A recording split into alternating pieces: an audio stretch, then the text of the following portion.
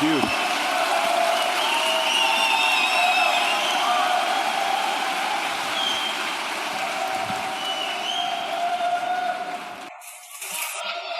I guess we're in Vancouver. Wow. All right. That is daunting. So I hope you'll indulge me here for a second. Jordan and Sam have given me the honor of moderating this debate or discussion, depending on how you view it, and I think that actually creates a certain kind of responsibility, and I want to talk to you about my responsibility and how I see it, and my sense of how you all have responsibility in this as well. I suspect that what's going to happen tonight is actually historical, which doesn't necessarily make it good. There's lots of bad history. It could be good, though, and that's what I'm hoping will happen. So the reason I say I think it's historical is that we are existing in a moment where all of the systems that have helped us make sense are breaking down. The university systems are breaking down. Journalism is breaking down. And at that same moment, we have a network of people who are trying to make sense in an alternative way, and I have to say, I think beating the odds for the moment. So, here's the problem. That network is not entirely in agreement with itself about some significant issues, and Sam and Jordan have some differences that have proved very difficult. So, what could happen tonight is we could have some sort of a failure where things get even more muddled. We could tread water where nothing gets clearer. Maybe it would be entertaining, maybe it wouldn't. But best case scenario is that we figure out how to make sense of things that have gotten in our way before. And if that happens, then you all will leave here, and as you talk in your various networks, you will have something to say about in what way we upgraded our software so that we could talk more deeply about difficult issues. So, to that end, we would ask that you not film tonight's discussion and broadcast it online. It's not that we want to hide this. In fact, we encourage you to discuss it. But we would like to have all of us feel maximally free to speak here, to try out positions that we haven't tried out before in the hopes that we can get somewhere new. All right, so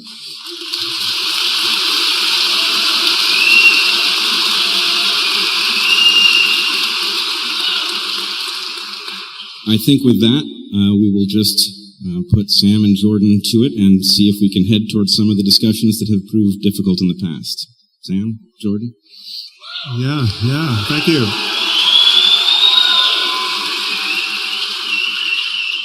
I think I'll just start by saying that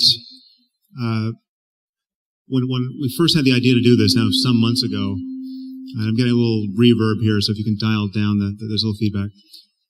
When Jordan and I first decided to do an event together, it was after we did those somewhat ill-fated podcasts, and I joked that we would probably need a safe word for this event. So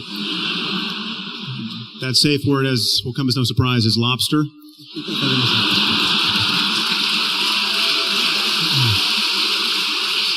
So you'll know things are dire when one of us says that. But I just want to express my motive for helping to stage these events, and because I reached out to Jordan, and it really was born of seeing him in conversation with people other than myself. I saw him do a podcast with Joe Rogan. I saw him speak to Dave Rubin. I saw him speak with Brett on Rogan's podcast, and I had so much admiration for him in those conversations.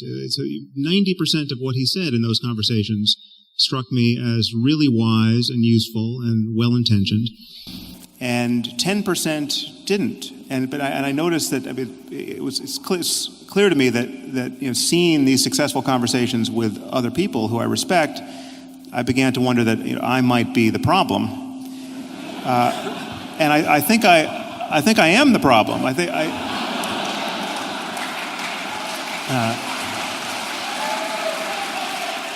Well, before you applaud, maybe I didn't mean that quite the way you took it. I think it's a good sort of problem for Jordan to have, because it's what happens on those 10% moments and what doesn't happen that I think made our conversation so hard, and I think there is stuff to clarify between us. So I look forward to doing that, and thank you, Jordan, for agreeing to do this. It's an honor to share the stage with you, and needless to say, having Brett as a moderator is almost an obscene underestimation of the role he should be playing on any stage, because as you know, he's been on my podcast, and that was one of the best conversations I've ever had. So thank you for doing this, Brett. Thanks, Sam.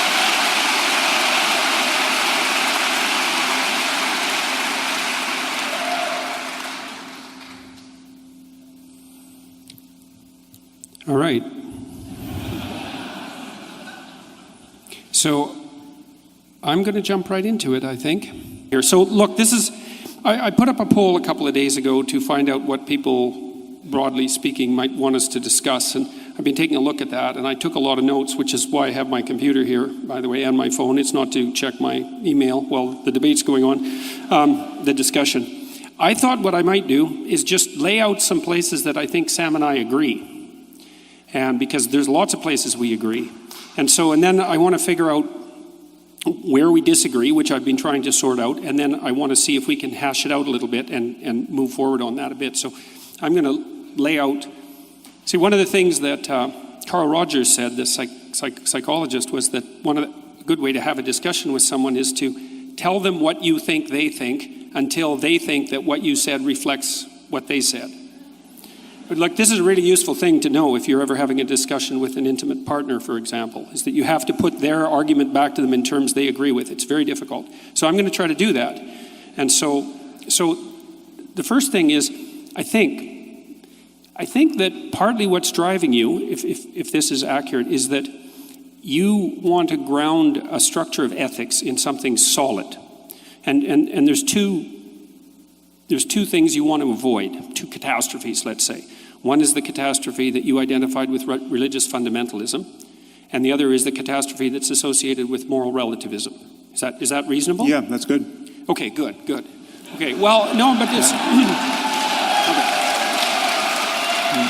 Okay, so it's crucially important that we get this right. Now, and that's something that I think we really agree on, because I've conceptualized that slightly different than you, and that might be relevant, but I think of that as a pathology of order and a pathology of chaos. So the terminology is slightly different, but I think we're working on the same axis. So that's the first thing. And then in order to do that, it seems to me, that's your first priority.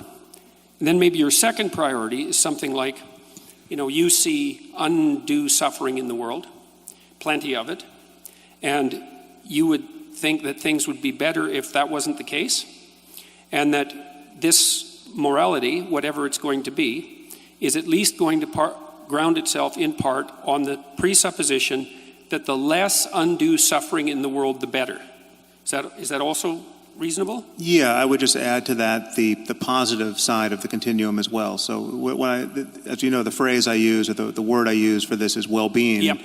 And I know from having, I don't think we spoke about this on my podcast, but from having seen you in other interviews, I think you think that phrase doesn't capture everything one could reasonably want.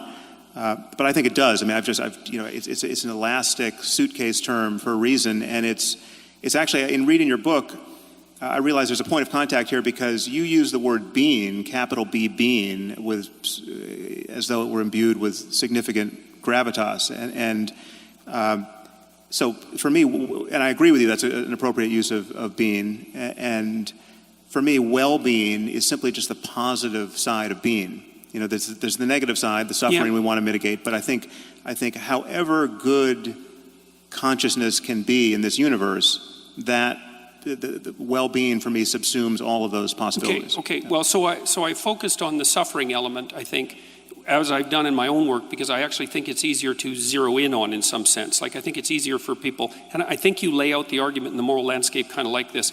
I think it's easier perhaps to gain initial agreement between people on what might constitute a generalized ethic, to concentrate on what we don't want. Yeah. I'm not saying that what we do want is unimportant, but it seems to me to be harder to get a grip on. We don't want Auschwitz. We don't want the Gulag Archipelago. So, and there are... And I would add, to just closing the door to moral relativism here, those who do want Auschwitz are wrong to want Auschwitz. I mean, it's obviously right. Auschwitz only happened because some people did want Auschwitz, not the victim side, but the perpetrator side. And so, crucially for me is the claim that I'm a realist. I'm a moral realist, and what realism means is that there are right and wrong answers to questions of this kind, and you cannot know what you're missing. In fact, we almost certainly don't know what we're missing on questions of human value, and our job is to discover just how good life can be and just what variables are making it needlessly horrible, and to mitigate all of that and live in a better world. Okay. Well, so.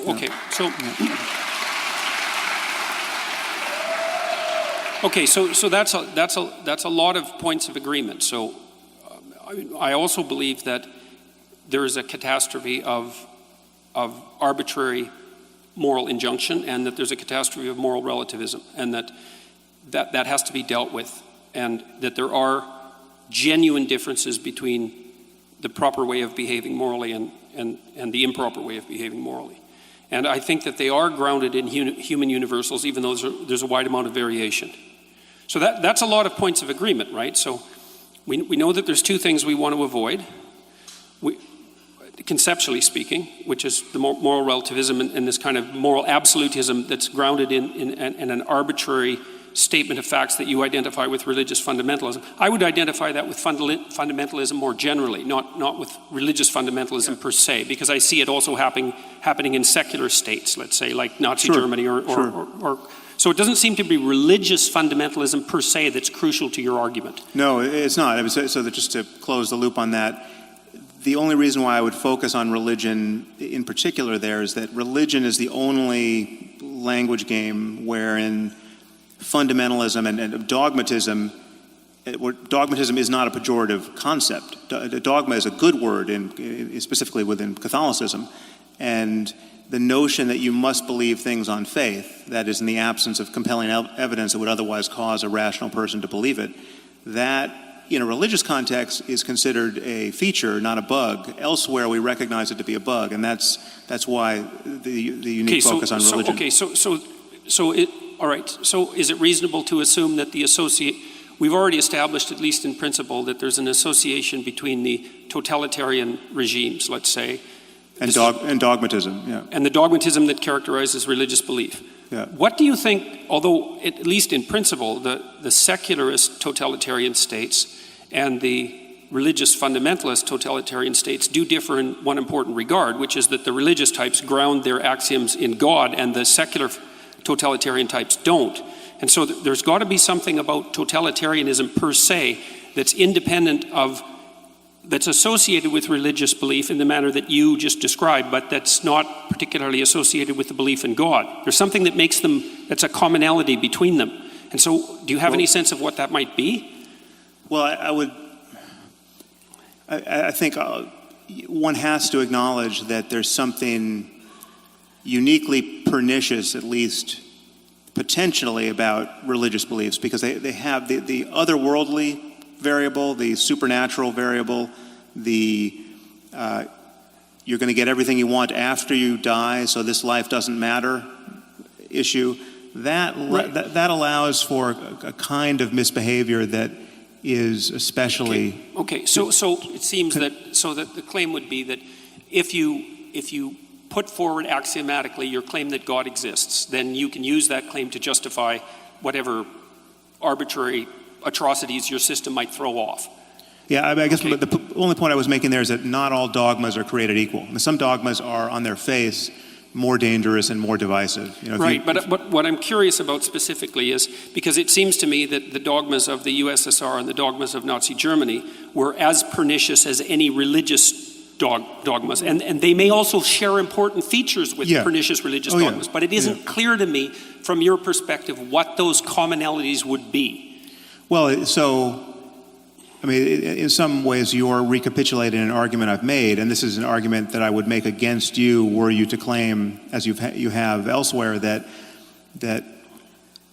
atheism is responsible for the greatest atrocities of the 20th century. The idea that Stalinism and Nazism and fascism were expressions of atheism simply doesn't make any sense. I mean, in the case of fascism and Nazism, it doesn't make any sense because the fascists and the Nazis, by and large, were not even atheists. I mean, Hitler wasn't an atheist, and he was talking about executing a divine plan, and he got lots of support from the churches, and the Vatican did nothing to stop him, and fascism, as you know, coexisted quite happily with Catholicism in Croatia and Portugal and Spain and Italy.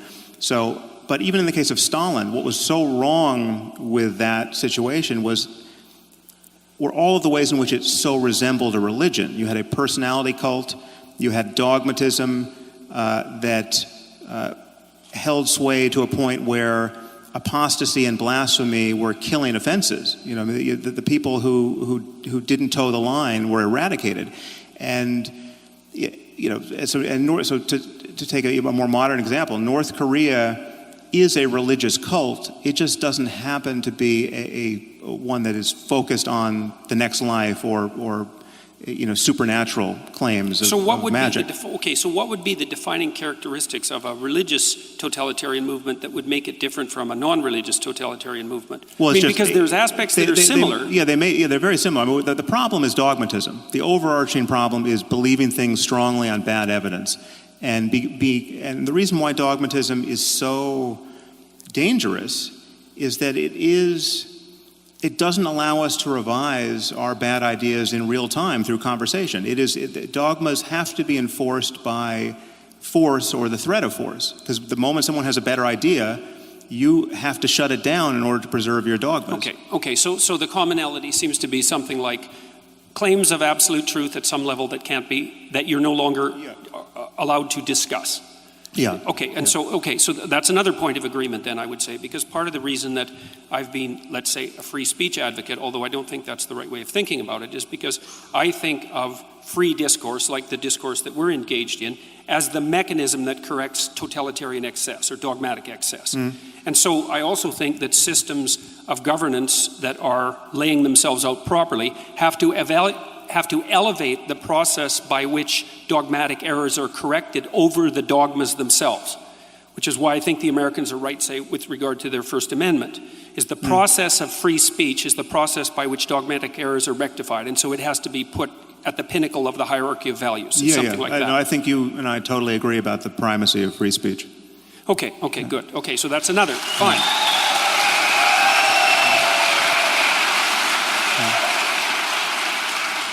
Okay, so then... Wait, I think there's one point that we should just lock in our gains here. It sounds like what you're saying is that the reason to fear religious dogma is really on the dogma side and not the religion side, which at least leaves open the possibility that something could exist over on the religion side that doesn't have that characteristic, right? That often they travel in tandem, but that the thing to fear is not the religious belief, it is the dogmatic nature of the way it is conveyed. Oh, yeah. Is that fair? The other way to say that is the only thing that's wrong with religion is the dogmatism. If you get rid of I've got no problem with the buildings and the music and the paintings and, you know. Wait a minute.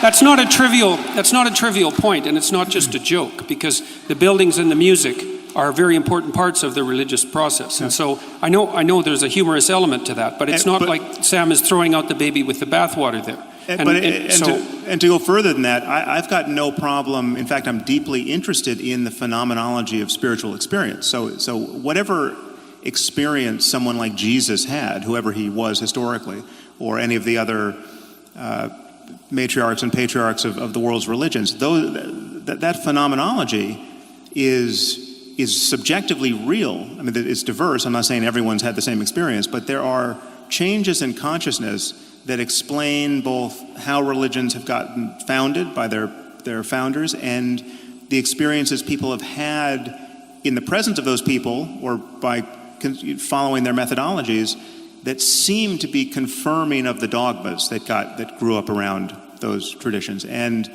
my issue is that whatever is true about us spiritually, whatever opportunity being born into this universe actually presents as a matter of consciousness spiritually, that truth has to be deeper than accidents of culture and just mere historical contingencies. The fact that somebody was born in Mesopotamia and not in China and got a different language game.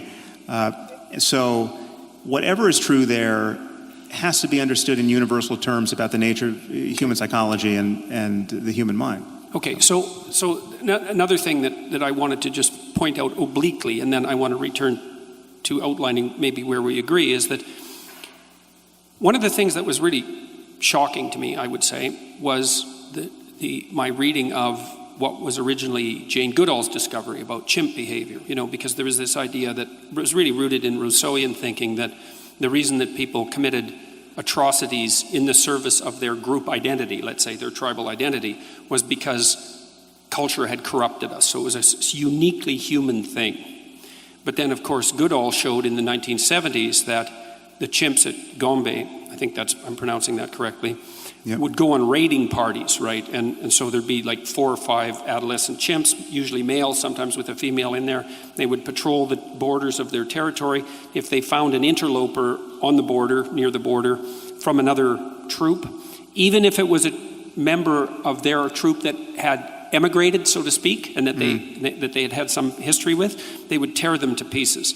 And of course, that was shocking to Goodall, and my understanding is she had some trepidations about publishing it, although she did. But then that's been noted repeatedly in other forms of chimp behavior. So, see, I've been really interested in the commission of atrocity in the service of belief. And it's tempting to pin that, say, on dogma and then to associate that with religious dogma. I think that's all tempting. But the fact that chimps do it shows that it can't be a consequence of something like religious belief, unless you're willing to say that the reason that chimps commit atrocity in the service of their troop and their territory is because chimps are religious. And so they're not religious, and they don't really hold a secular totalitarian viewpoint, but they still act out the atrocity element that's characteristic of human behavior. And so to me, that makes the problem deeper than one of mere, let's say, surface statements about metaphysics. Well, obviously the problem of primate aggression, which we've inherited along with the chimps, is deeper, or at least different, than the problem of religious violence or totalitarian political structures that get the worst out of people. So, we have these primate capacities that we have to correct for, and we're busily trying to correct for almost everything that we've been evolved to do.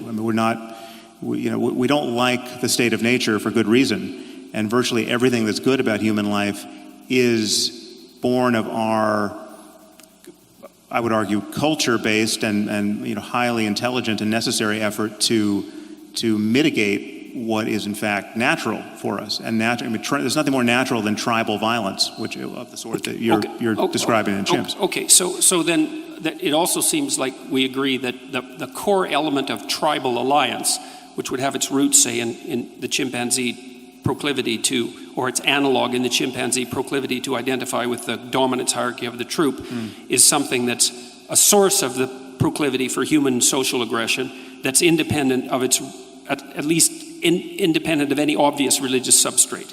So there are other reasons for group belief and the commission of atrocity that can't be directly attributed to religious dogma. Yeah, and what most worries me about religion, I would say, obviously religion can channel these primate urges in unhappy ways. So you can get tribal violence that gets amplified by religious dogmatism, and that should trouble everyone. But it's not unique to religion. It's also nationalism, and it's racism, and it's all other kinds of dogmatism. But what most worries me are those cases where clearly good people who are not necessarily captured by tribalism per se are doing the unthinkable based purely on religious doctrines that they believe wholeheartedly without good evidence. So you have the person who joins ISIS who wasn't even Muslim before they converted 16 months ago, and they go all the way down the rabbit hole to the most doctrinaire, most committed, most uncompromising view of just how you have to live in this world if you're going to be Muslim. And they join ISIS based on the idea that salvation only goes one way, and that dying in defense of the one true faith is the best thing that can happen to you. There's no question that there are individuals who have made that journey. In fact, there are individuals by the thousands who have made that journey. And there are far more benign versions of that. There are people who just waste their lives, I would argue, converting to whatever the belief system is, and just wasting a lot of time worrying about hell or worrying about the fact that their child is gay and the creator of the universe doesn't approve of that. And there are all kinds of suffering that strike me as truly unnecessary, born not of, again, ape-like urges, but ideas that any rational person would, if believed, would follow to that same terminus. I mean, the thing is, if you buy the fact, again, to take Islam as a current example, if you buy the claim that the Quran is the perfect word of the creator of the universe, never to be superseded by anything humanity does now or 1,000 years from now, that commits a rational then the exercise of human reason is bounded by this, I would argue, pathological frame, which leads to certain outcomes that should really worry us. Okay. So let's take that claim apart for a minute, because that's not your claim specifically, the claim that you were describing. See, because that's really not the claim that religious fundamentalists make. The claim they make is worse than that, because they claim that the Quran, say, or the Bible for that matter, is the literal word of God. But more than that, they claim that their understanding of that word is correct, which means they conflate two things. Like, because you could imagine a situation where you had a book, and I'm not saying this is the case, it's an imaginative exercise, where you had a book that had all the answers, that was extraordinarily complicated. And so that when you read it, it wouldn't be obvious that you understood it, or perhaps it wouldn't be obvious that you didn't understand it either. But you're not going to be able to, you can't get an uninterpreted version of the book. And so the fundamentalist claim is far worse. It's that not only is there an absolute reality, truth, embedded in the book, but that their particular take on that absolute reality is the absolute take on that book. And so they conflate their own, they make an assumption of their own omniscience and then pass that off onto God, so to speak. Except in their defense, and I don't often rise to the defense of fundamentalists,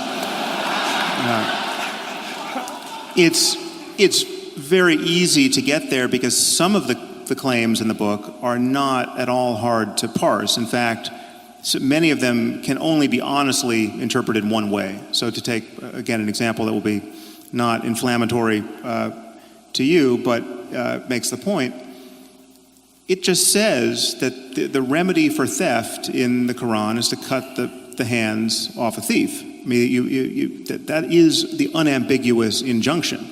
It's not an allegory. It's not.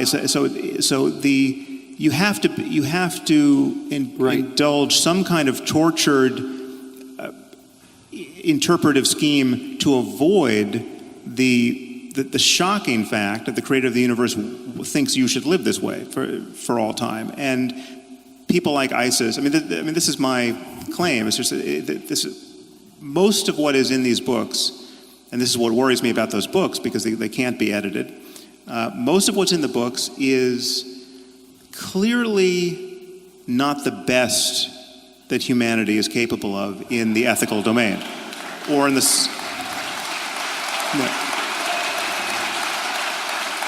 So clearly, and this is true for morality, most pressingly, but it's true for science, it's true for economics, it's true for anything else that we are wise to pay attention to. It's like slavery is condoned in the Bible, in both Testaments, and in the Quran. There's no getting away from that. Now you can say, well, it's not the central thrust of any of these books, but if you go to the books and try to figure out what the creator of the universe wants with respect to the owning and needless immiseration of other people, right? He expects you to keep slaves, and he's told you how to do it. Don't knock out their eyes and their teeth. If you're a Muslim, don't take other Muslims as slaves.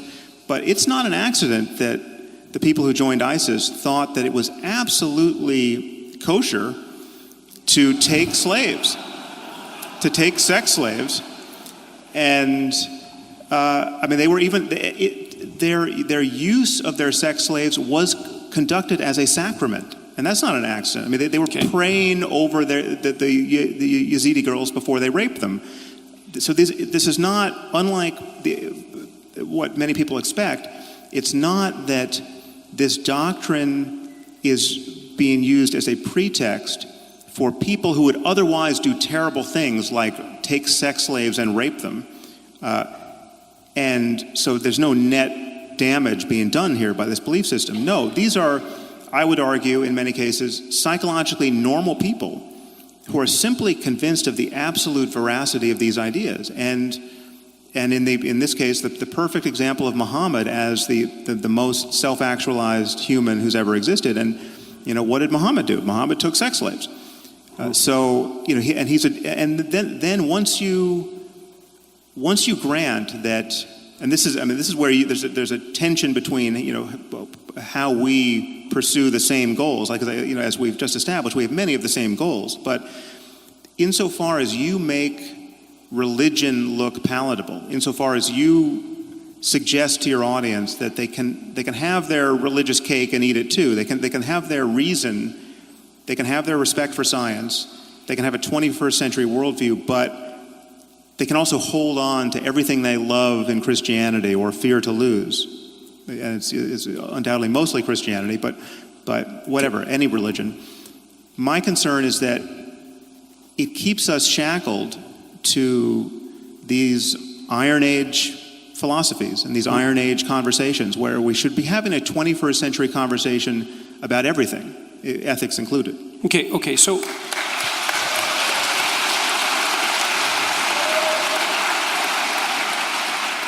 Okay, but I want to ask you a little bit about your feeling about... Wait, before you move on, I want to get each of you to clarify something so that we know where we are. So Sam, you said the problem here is that the dogma can't be updated, right? That slavery is with us permanently because it's written into the dogma. But clearly most of the traditions in which it's written into the Holy Book don't practice slavery, and the people who adhere to these belief systems wouldn't defend slavery. So clearly there is the capacity for an update mechanism. Well, no, but not really. I mean, they've been forced, they've had it beaten out of them, right? I mean, we fought a civil war in the U.S. to get rid of slavery. But it was Christians who abolished slavery in England, though. What was that? It was Christians who were at the forefront of the movement to abolish slavery in England. There are Christians on either side of everything. I mean, there's no one else to do the job. Right, but that's the update mechanism. Wait a second. But it was specifically Christians who were using their Christian belief as a justification for eradicating slavery. The problem was they were actually on the losing side of a theological argument. And it would be much better, I think you would agree, if one of the 10 commandments had been, don't keep slaves. I mean, there's certainly one we could swap out for that one. And so that way, it would have been much easier for Christians to have fought against slavery. And it's much harder for Muslims, frankly, to fight against it now. The problem is that there's a point I made, I think, in my first book, is that the doors leading out of this kind of fundamentalism don't open from the inside. They get bashed open from the outside. And it's humanism and it's secularism and it's scientific rationality that has exerted such pressure, such winnowing pressure on Christianity, now for multiple centuries, that's why we're not encountering the Christians of the 14th century on a daily basis. We are essentially encountering Muslims of the 14th century, not only in the Middle East, but in our own societies, in terms of their intuitions about how we should all live, right? I mean, the fact that 0% of UK Muslims think homosexuality is acceptable, right? 0%. I mean, there's almost no question you can come up with where we could poll this society and say, do you think that the lizard king is living in the Oval Office? You never get a 0% response to any poll question, right? But if you ask Muslims on the streets of London, is homosexuality morally acceptable? Apparently, you can find no one who says it is. That's shocking, and it's not an accident, right? And it would be much easier if the book actually said, you can love anyone you want, and it's not a problem. It is shocking, but I think there's a reason that you keep finding yourself at Islam, which may be the slowest to update for reasons that may be ancient. But I wanted to. That is a useful. Well, I can do it for Christianity. I want to make the point as cleanly and as undistractedly as possible. But yeah, it's true. I have the same kinds of concerns about Christianity or Mormonism or Scientology or anything else. And the point is they're all different. And there's no reason to be, because, Islam, to take the case where it's fine, Islam doesn't represent any impediment to stem cell research, right? Because they just don't think that the fertilized ovum is immediately ensouled. It waits 40 days or 80 days or 120 days, depending on what hadith you believe. So it's just that never came up when we were all complaining about how religion, in this case Orthodox Judaism and Christianity in the States, was posing an impediment to embryonic stem cell research. Okay. Hold on. I wanted to ask you a clarifying question too. Yeah, sure. Same level.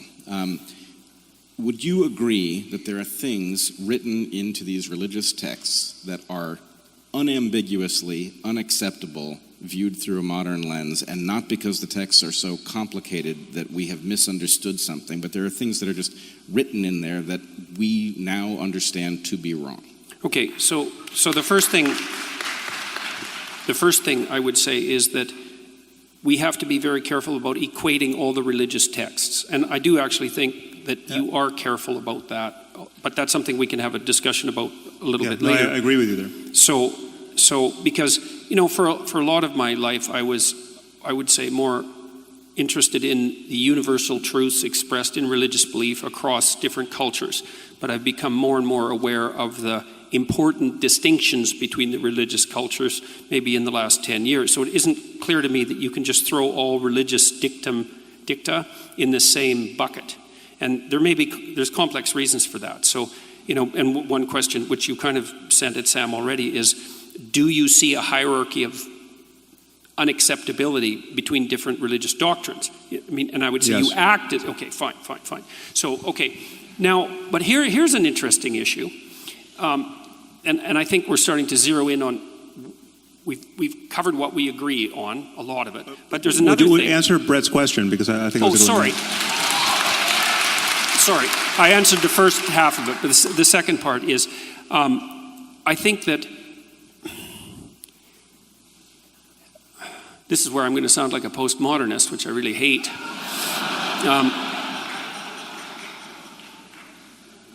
I would say, sentence by sentence, yes, you're correct. Paragraph by paragraph, perhaps. But here's the problem with complicated texts, especially ones that actually constitute narratives. So imagine this. So imagine you're at a movie, and it's a movie with a twist at the end. And so the entire movie is set up to make you think one particular way and to have one set of experiences.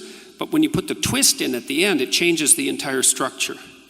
And so this is one of the complex problems that actually led to the rise of postmodern interpretations of literature, which is that if you take a complex narrative, there's a very large number of ways of interpreting it, and it isn't self-evident which of those are canonically correct. And we can deal with that horrible issue later, but it's a good objection, and it's true. And what it does is it makes these sorts of things quite complicated, because in the Bible is a series of books, and they had influence on one another, and they were sequenced with a very complex editorial process. And there's actually a developmental narrative that links all the chapters together. And what that means, this is, at least I'm going to speak from the perspective, or in terms of analysis of the Christian Bible. What it means is that you have to read the beginning as if it's also influenced by the end, which is what, by the way, and in case you think that I'm weaseling around here, and I'm not, is that's exactly what you do every time you read any story, any work of fiction. You say, well, you're not claiming that the Bible is a work of fiction. It's like, that's just a cheap objection. That's not my point. My point is that it's a narrative. And everything in a narrative is conditioned by all the rest of the things in the narrative. And it's well known, like if you're a screenwriter, for example, there's an old dictum, I don't remember who generated it, it was one of the great Russians, that if there's a rifle lying on a table in the first scene, that it better be used by the end of the second scene, or it shouldn't have been there at all. So there's this coherence. I'm looking for the rifle in your answer to this question, though, because I want it to be used. My point is that it isn't reasonable to take a single sentence out of a coherent narrative and say that stands on its own, or it's rarely reasonable, because you have to interpret the word in the sentence and the sentence in the paragraph and the paragraph in the chapter and the chapter in the context of the entire book. You have to do that. Now, you could object, and reasonably so, that there are some sentences that are so blatant that you can't use context to paraphrase them, let's say. But I think you also have to give the devil its due. The Christian Bible is a developmental narrative, and the beginning has to be read in light of the end. And is it a fact? Okay, well, so what does that do to Moses' laws of war? This is not a narrative. This is instructions about what to do when you invade a foreign land. If you intend to take over that land, you kill everybody. Right?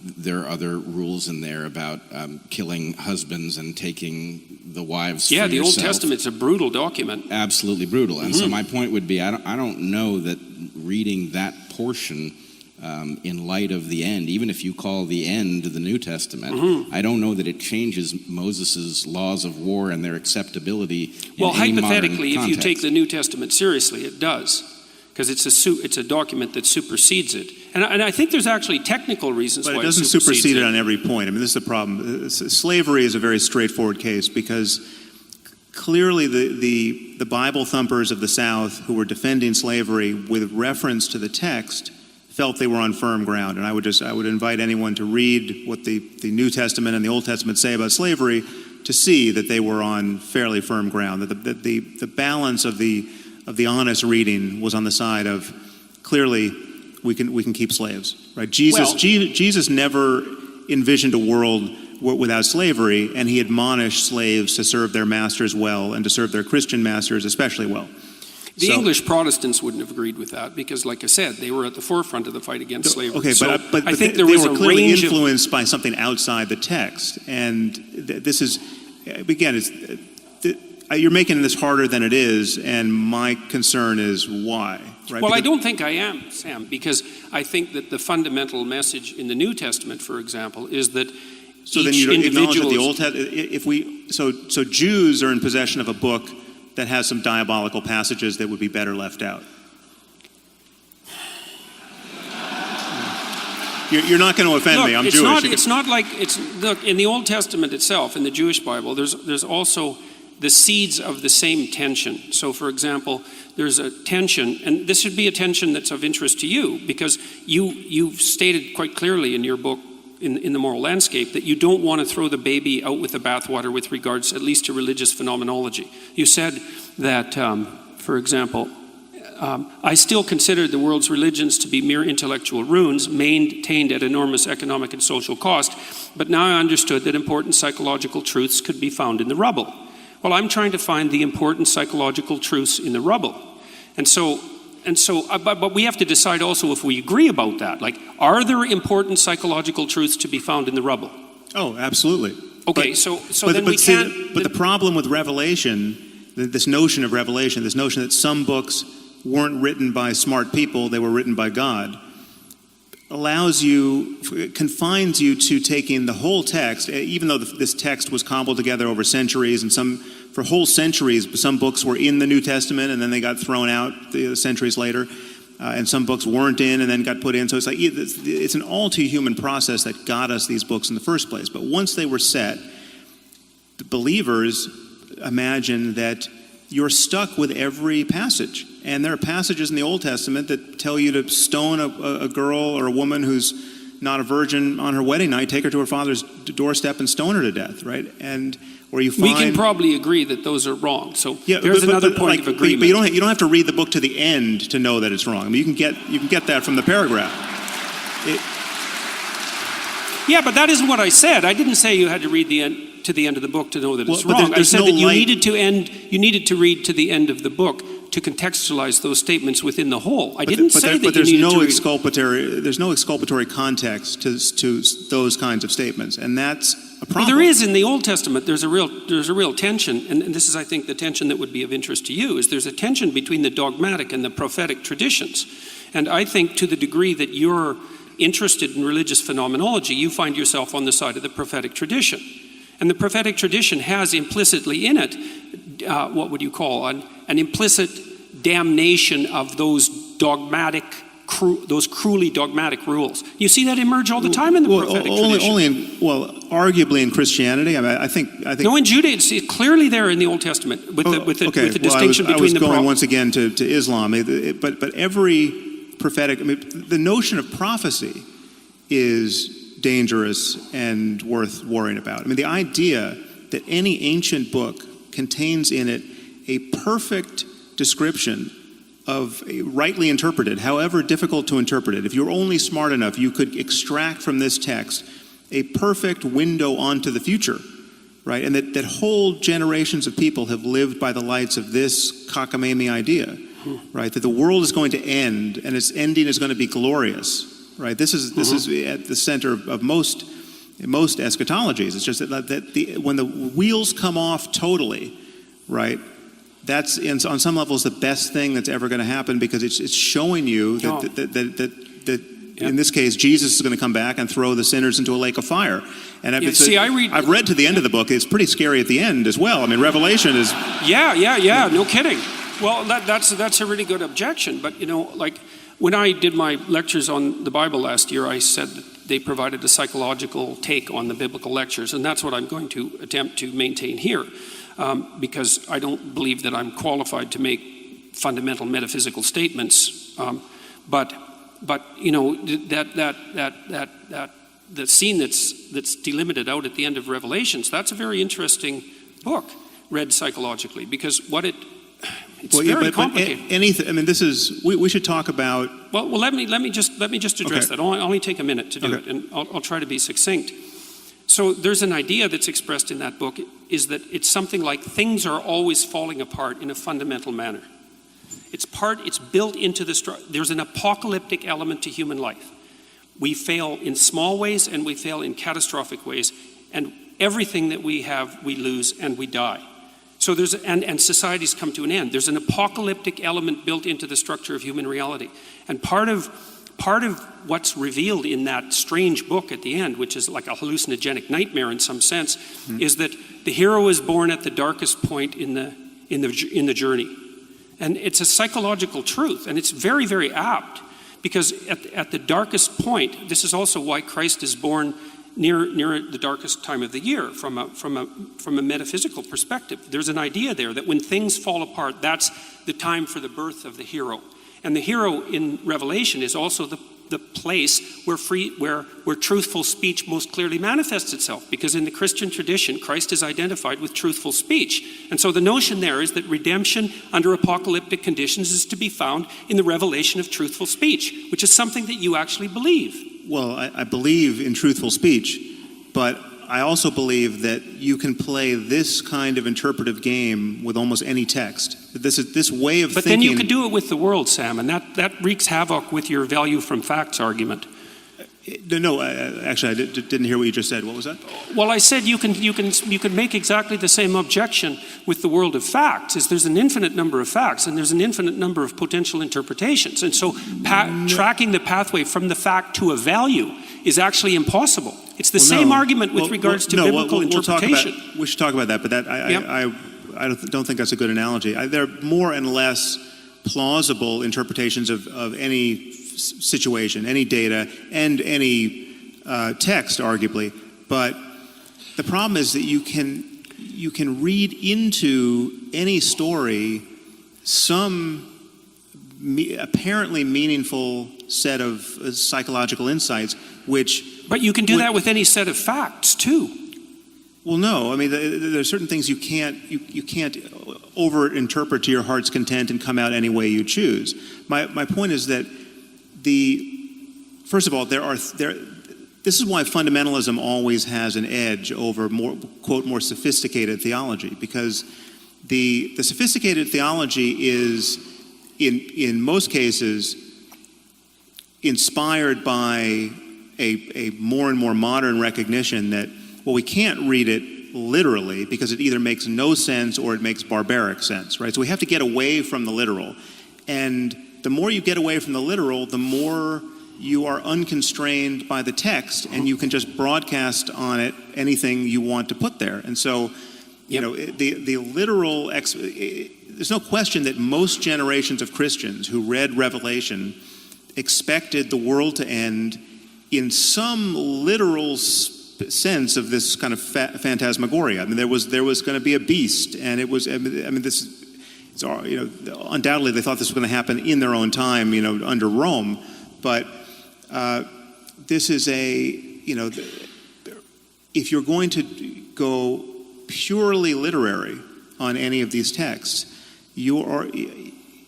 on some level you're playing tennis without the net. You're unconstrained by the text, and you can do with it more or less anything you want. But isn't that argument working at cross purposes with your other argument about dogma? Because no, because it's always tempting. First of all, there are lines that do not announce that they're susceptible to that interpretation. I mean, yes, you can say, listen, Allah does not want us to cut the hands off of thieves. He just, you know, he meant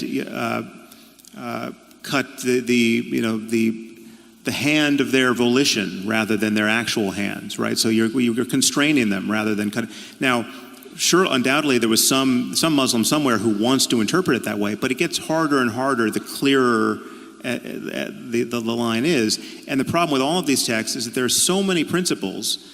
Again, I mean, so to read Revelation any way you want, it is still a problem that it is perfectly rational on the basis of reading that text to expect the world to end and for Jesus to be the only savior of it. Therefore, if you happen to be born a Hindu or born a Muslim or born a Jew who doesn't recognize Jesus to be the Messiah, you are screwed for all eternity. It's a funny thing, though. I mean, it's a strange thing, let's say, that one of the things we already agreed on, as far as I can tell, is that the antidote to pathological dogmatism is free, truthful expression, something like that. Is that? Yeah. Okay. Yeah. But one of the things I would say that's absolutely crucial to Christianity in particular is the notion that the thing that's redeeming is exactly that, and it doesn't matter. So it's universal truth. Now, if we both agree on that, the idea that the free expression of truthful speech is the antidote, let's say, both to nihilism and to totalitarianism, then the notion that might be embodied in something like the Word, which is truly, I think, the deepest of Christian ideas. How is that not the same claim? Now, let me elaborate it a little bit more completely. So here's the strange thing. First of all, I agree with you, by the way, about the danger of flying off the text, right? About as you move away from the text, your interpretation gets less and less constrained.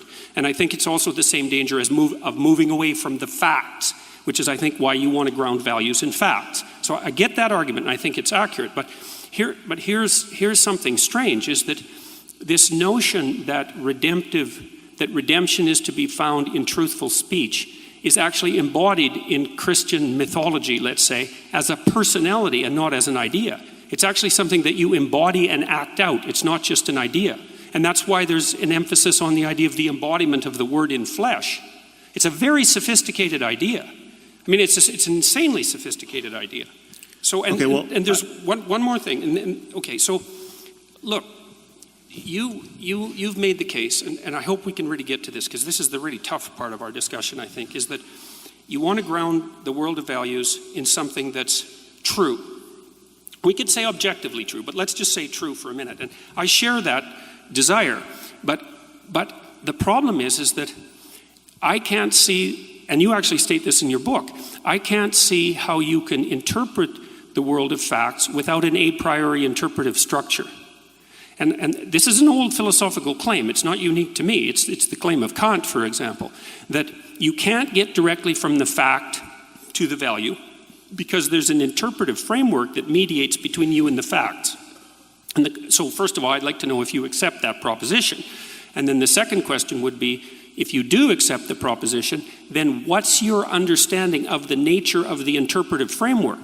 Because I think it's best understood, at least in part, as a personality, or as a story for that matter. So, well, I think our intuition of truth, the intuition that there's a difference between fact and fiction, or fact and fantasy, the intuition that we live in relationship to a common reality about which our understanding can converge, provided we're looking in the same direction with the same tools.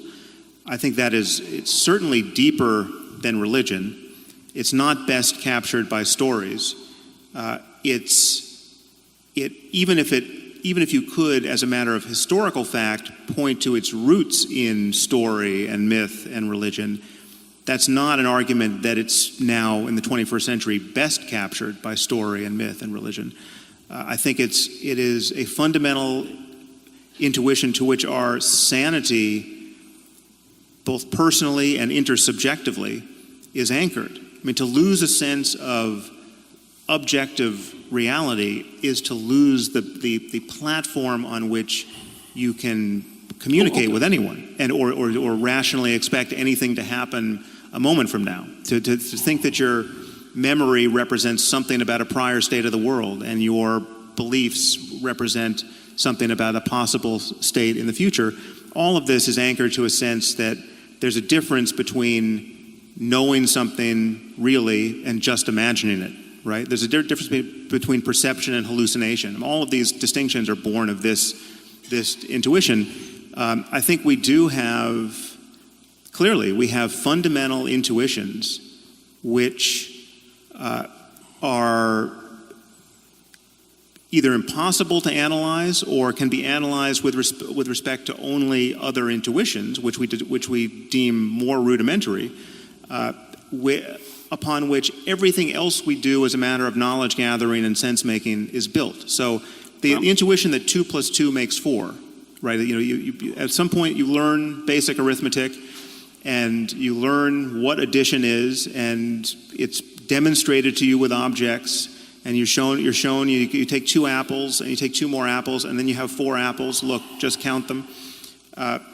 The intuition that can be generalized to any 4 objects, right? That it's not just a fact about apples, right? This is something that we are clearly designed to have.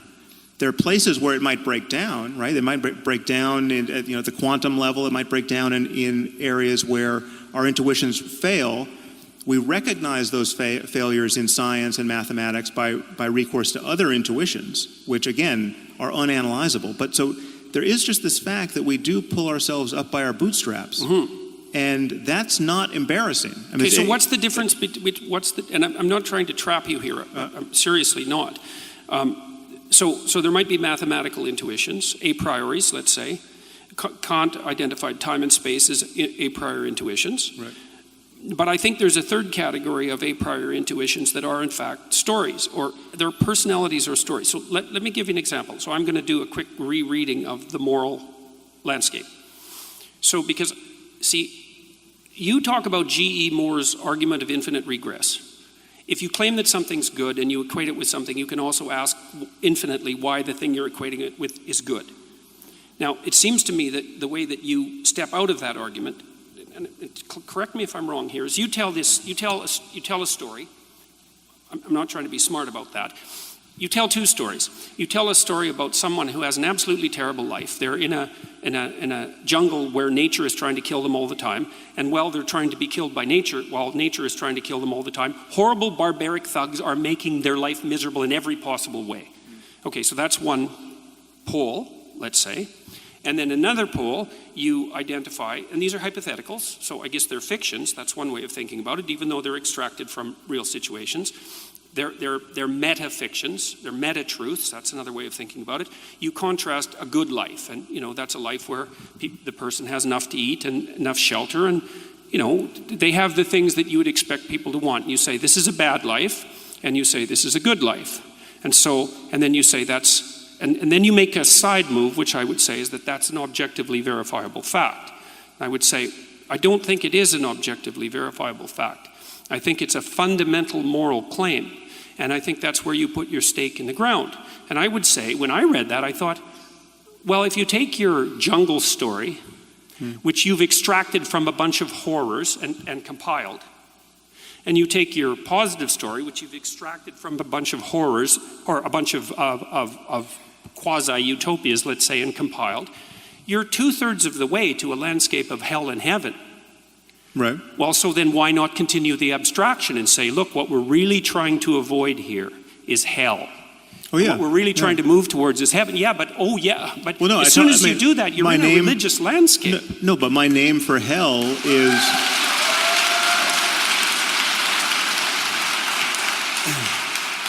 It's very interesting because, like, you and I were talking about this at dinner. We were talking about this at dinner and how the overlap or lack of overlap between our audiences. And so, like, I just heard from your audience there, and you might have heard from the odd convert. But what's amazing to me is, so, like, I have to do some work to figure out what point they think you made. Because wait a second. Wait, no. Hold on. No. And I said, if you're going to produce a fiction, why not go right to the end? Okay, because you did produce a fiction. You can tell stories by way of communicating certain ideas. I mean, that's obviously. I'm not saying stories aren't incredibly powerful and useful and inevitable, right? It's like we use. Wait, I think you are. You might not be saying that they're not inevitable, but you are debating their utility and power. Because you said that you don't need the story as an intermediary. I'm not. So now we have a few doors open here, which I think we should extract the most out of these areas that we've touched and not run on to something else. So I think there's to talk about the utility of story, right? Which is obviously a fact about the world and about human psychology that you're reading a lot into and more into than I'm reading, right? And the people we just heard from love that you. Well, maybe I'm reading more into it than you are. I'm not sure about that. But you talk a lot about the primacy of stories, and you are trying to get me to admit that even I helplessly resort to storytelling to make my points, right? Well, you did there. I think this is a good place for us to, and I don't want us to get bogged down, but I think it's a good place for us to touch this topic of the distinction between literal and metaphorical truth, which you might want to introduce it, but because that in my mind that covers this different emphasis on stories. Okay, briefly, but we are at 60 minutes, and we had agreed to go an hour and 15 before we start Q&A. So I agree that metaphorical truth is relevant here. Metaphorical truth is my argument that there are some things which are literally false, but if you behave as if they were true, you come out ahead of where you would if you behaved according to the fact that they are false. And so that these things hover in a kind of intermediate space. To call them false is incorrect. Right. And I hear Jordan wanting to call them true because they're so useful. Right. Well, but you also look, this is what happens in the moral landscape, I think. Tell me why I'm wrong, because I'm really trying to understand it.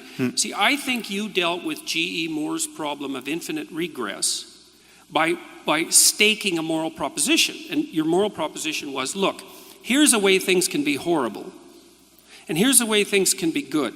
Can we accept that this is horrible and this is good, and that we should move towards good? And if the answer is yes, we can accept that, then we can proceed. And maybe we can even proceed with extracting values from facts, but we have to accept that a priori presupposition first. And you insist that we have to accept it because it's objectively true. And I don't think that's correct. Well, so let me just get the proposition clear. Yeah. So my argument is that the worst possible misery for everyone is bad. That's hell. Okay, so hell is the religious version of that, but you can forget about religion or whether there's a God or anything else. That we live in a universe that admits of the possibility of experience. I'm asking you to imagine a universe where every conscious mind, every mind that can have an experience, is tuned to the worst possible experience for that mind for as long as possible. So there's no silver lining, there are no lessons learned. Everything that can suffer suffers as much as it possibly can for as long as it can. Mm-hmm. Now that includes human beings, it includes animals, it includes future AI that we might build that can suffer. It includes beings that we'll never know about, right? So my argument is that's bad. If anything is bad, that's bad. Okay, we don't disagree that hell is bad. If the word bad is going to mean anything, that's bad. And you can't say... That's fine, but it's not a factual claim. No, it is. It's a claim about... So I would argue to you, and again, it's hard to impart this intuition if someone doesn't share it, but if someone doesn't share this intuition, I have no way of interpreting any other word that comes out of their mouth after they admit they don't share this. So just imagine someone saying... But even that doesn't make it a factual claim. No, again... So you guys are going to get stuck here, and I think you're going to... Yeah. No, again, give us 1 more minute. Okay, one more minute. 1 more minute, because I don't think we'll get stuck here. Every claim we make about anything, at a certain point, if you trace all the tools we're using down to, turtles all the way down to something that we can't explain and justify, right? This is true of physics, it's true of mathematics. I just said it was true of arithmetic.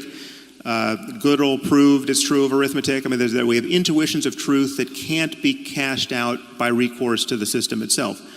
And it's true morally, I would argue, in this sense, that yes, the worst possible misery for everyone is bad. And if you're going to say, well, okay, who knows? Maybe it's good. What does bad mean?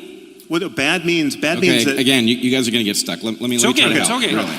It's okay. What does bad? I agree with you. I really think that we're going to go down a rabbit hole here, and it's okay. This is a crucial issue. It's an absolutely crucial issue. This is why you get stuck.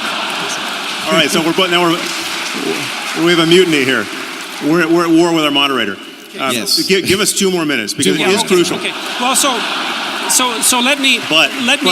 I mean, honestly. By the way, I have a prediction that in 2 minutes we won't be any farther than we are now. Okay, let's bet. I'll bet you $1. You're literally playing devil's advocate here because you don't believe that hell might be good. No, right? Of course not. Okay, I didn't say that for a second. So you're willing, I agree that it's bad by definition. This isn't I would argue that anything if you're going to use the word bad and good, or better and worse, or make any value judgment about anything, it will, implicit in those judgments will be an acknowledgement, whether you're going to acknowledge it or not when I put the question to you, that the worst possible misery for everyone is bad. You can't use the word bad unless you're going to acknowledge that. I'm not disagreeing in the least about that. Okay, not a bit. So it's built into your good and badding with respect to every other situation in life. Fine, I agree. If you're going home tomorrow and a bus drives by and cuts your hand off, and you say, well, that was bad. It only makes sense with reference to this underlying claim. Well, it would be worse if the other hand got cut off too, and everyone's hands got cut off. You're beating a dead horse here, man. I agree with you. So I'm saying that everyone assumes this, whether they claim to or not. Okay. So to say, and this is how I bring G.E. Moore's argument to end. Yeah, right. He says his argument depends on it being intelligible at that point to say, well, is that really bad? Is it really bad? Okay, well, what would really bad be if the worst possible misery for everyone didn't get you there, right? There's no other space to occupy. I'm also not disputing the utility of your move to bring G.E. Moore's infinite regress to an end. I'm disputing something very specific. I'm disputing the issue that that's a factual claim. That's all. Well, hell is bad. We should avoid it. It brings Moore's infinite regress to an end. All of that, I agree. It's deeper than a factual claim. It's just a claim about it's a claim that is required to make any value judgment intelligible. Right, any value judgment. So yes. So it's not an arithmetical claim. So an arithmetical claim about addition in this case is. Now you're making my point for me. You could say the same thing. You could say, when I say 2 + 2 makes 4, you could say, but is that a factual claim? And there's some way of jiggering the way you talk about facts with respect to mathematics, where I can say, well, it's not a factual claim, but it's an arithmetical claim. It's a mathematical claim. Well, right? I'm also not trying to... I just don't see a need to balkanize our claims in this way. Yep, fine. What I'm trying to do is what I'm really trying to do, we need... See, the problem I have with your argument, and this isn't... I don't mean that you're wrong. I see what you're doing, and I see why you're doing it. And it's, as far as I can tell, it's laudable. But the problem is that, as far as I can tell, there's problems it doesn't solve, and there's other problems it leaves unaddressed that don't have to be unsolved or unaddressed. And one of the problems is this problem of the intermediary interpretive structure. And you already said we need intuitions to guide our interrelationship with facts. Okay, so we've already agreed on that. So the question is, what are the nature of these intuitions? And I'm saying some of those intuitions take the place of stories, take the form of stories, but even more than that. So I'm going to go after the hell thing again, okay? Because you said, well, it's bad, and you made sure that I also agreed with that, which I do. I agree with that. And then it's a point of profound agreement between you and I. Like, I've spent my entire life trying to understand why people did the worst things they could possibly imagine in the service of their dogmatic beliefs. And so I think that that's not good. Seriously, and I'm no fan of moral relativism. So we're on the same page there. Now, but what I noticed in when you wrote The Moral Landscape is you tell it, and I'm not trying to trap you. You tell a story about, it looks to me like it's a story about heaven versus hell, essentially. Let me use that language momentarily. But it's also a story about good versus evil. And this is why, is because the question is, what's bad about hell? Now, you say the suffering. It's like, fair enough, man. True enough, but not true enough. So in Dante's vision... What's also bad about hell? In addition to the suffering. The actions that put you there. The malevolence that generates it. Okay, but that's part of the suffering. So No, it's not. No, it's not. It's not the same as the suffering. It's not the having your hand cut off. It's the pleasure that's derived by the person who cut it off. And that is a different thing. But that's part of my picture. Well, but wait, it's an important... The distinction is important. For example... But Jordan, my picture of the moral landscape includes all of this. It includes everything that... And this is why I don't readily answer to the name of utilitarian or consequentialist, because the way those views tend to be taught, they tend to take as... In the tally of consequences, you leave out the psychological implications of being the sort of person who would have sought those consequences or behaved that way, right? So I would grant you, and I'm explicit about this whenever I talk about this, that part of the picture of any consequentialist discussion of well-being it's everything about the human mind and social relationships and societies born of all the individuals living together. Everything there that leads to different states of consciousness. So it's like you having negative intentions towards other people that give you that produce certain negative actions in the world.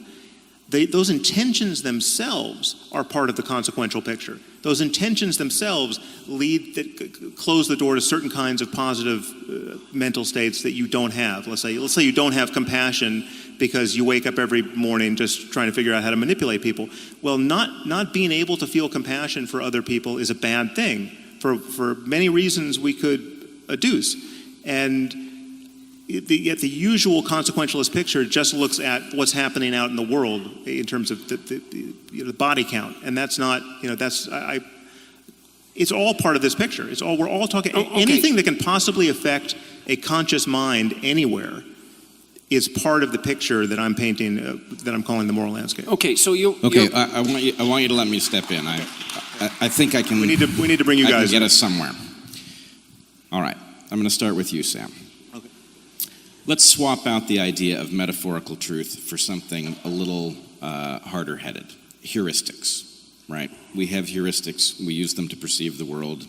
They're often highly reliable.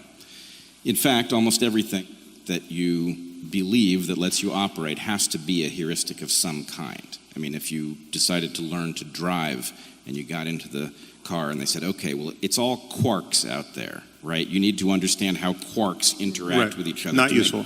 Right, not useful, right? What you need are some heuristics in which you can stipulate that there's something called a vehicle out there and you don't have to be overly precise about what it is and you learn to avoid it, okay?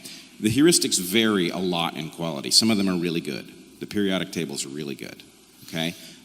The idea of gravitational potential energy is kind of crappy, right? If I have a phone on a table here, I can tell you how much potential energy it has by measuring its mass and its distance from the ground, but if I've got a hole at one depth on one side of the table and another depth on the other side of the table, I can't calculate it because it's a crappy heuristic. Works well enough in regular stuff. Right. Now here's the question.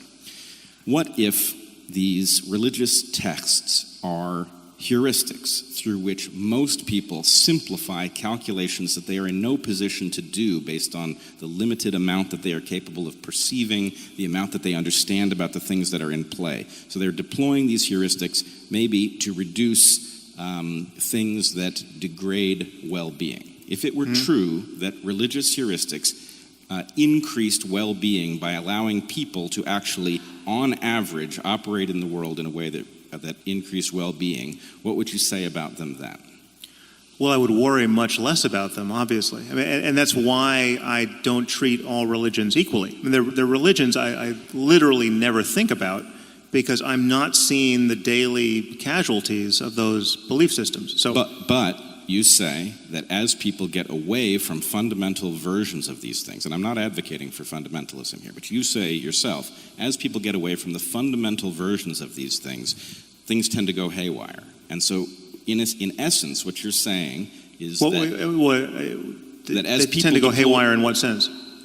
Oh, I thought I was interpreting... Multiplicity of interpretations. Right. Well, yeah, but so people are in search of better heuristics. I think the pressure is... Some of these heuristics are obviously so bad that there's civilizational pressure to find better interpretations. But you said that the fundamentalists have an advantage. Yeah. What is that advantage?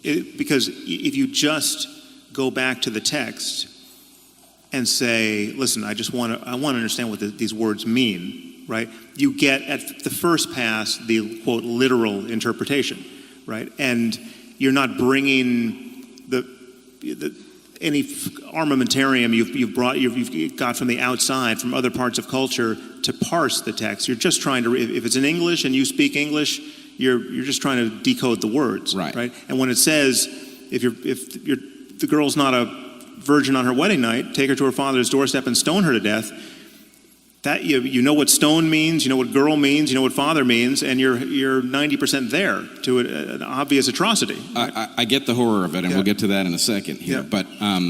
But the basic point is to say that the fundamentalists have an advantage is to acknowledge something functional about those stories, which I'm claiming are going to be some kind of evolutionary heuristic for living a life. Doesn't make them defensible. They have an advantage. It's not an advantage that. It's an advantage. It's a mimetic advantage. It's an advantage. ISIS has the advantage when the people who share their interpretation of Islam. They have, it's why someone like Anwar al-Awlaki could make YouTube videos that so many people found compelling. It's because it's totally straightforward. It's like the advantage is, listen, there's a lot of people spending a lot of time lying to you about what these books mean and what the prophet and how he lived, right? You know in your heart that my interpretation of this is correct. You just read the words, right? And there's a strength in that. There's an honesty in that. It's clear when it says sacrifice a goat. Goat means goat, right? Like you don't have to do something else to make goat mean having nothing to do with goat, right? And so that it's an asymmetric war of if you're going to try to make your dogmas more and more palatable by importing stuff that clearly was never even in the worldview of anyone who birthed these religions, you're not doing that because you want to live even more by God's word. No, you found some of God's words unacceptable, right? And every fundamentalist can sniff that out, and they're right to sniff it out because in fact, it is in fact the motivation.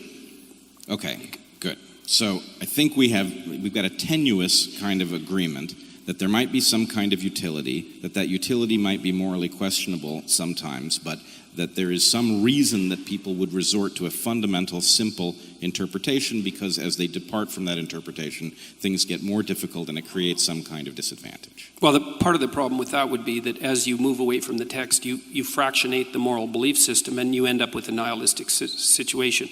So as you move away from dogmatism, you move towards the parallel danger, which is moral relativism and nihilism. And so hopefully you can find some balance. So let me ask you... No, I want to ask you a question. Oh, yes, okay. Yeah. So, and also, what time do we actually stop this part? Because it's 10. I just missed the time card. But I think we have another couple of minutes. Okay. So...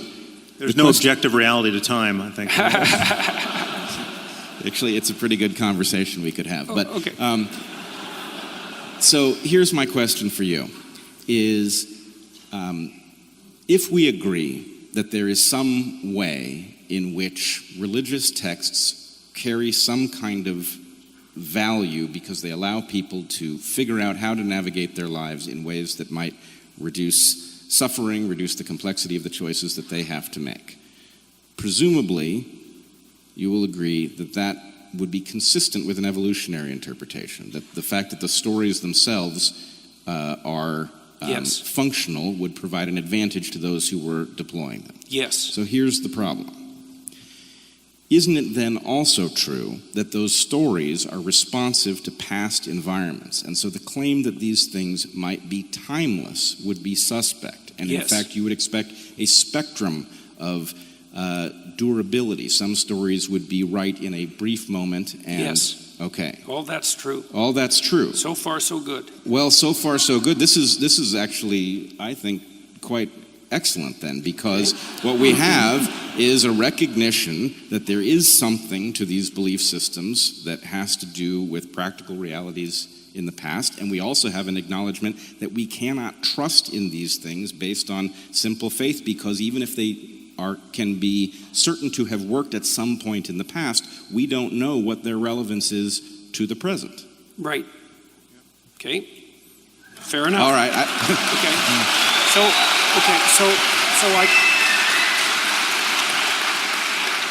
I would say that's two things about that. That's exactly why we're having this discussion.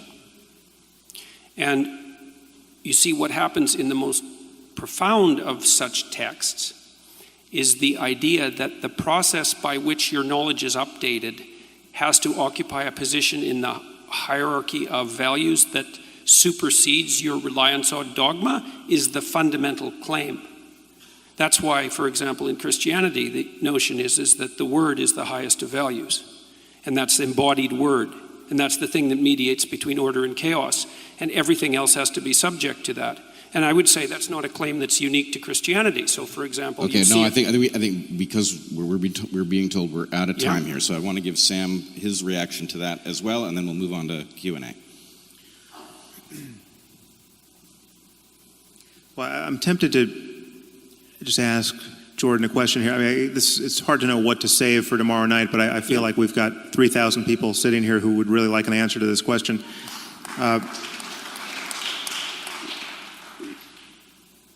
You say you believe in God. You have been... No, I say I act as if he exists. You say what? I say I act as if he exists, which is a much more precise claim. Okay, so then what, but in this case, what... So you act as though God exists. Yep. And in addition, I've heard you say that I act as though God exists, that I can't really be an atheist. So far it seems that. Right, yeah. We'll see. The night is young. Yeah.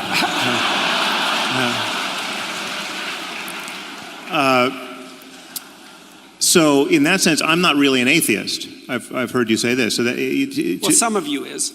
Well, if I were really an atheist, I would be far more poorly behaved than in fact I am. Right? I would be like Raskolnikov committing murders and assuming there was nothing wrong with it. It would be more likely, yes. Yeah. Okay. So wait, that's a big distinction.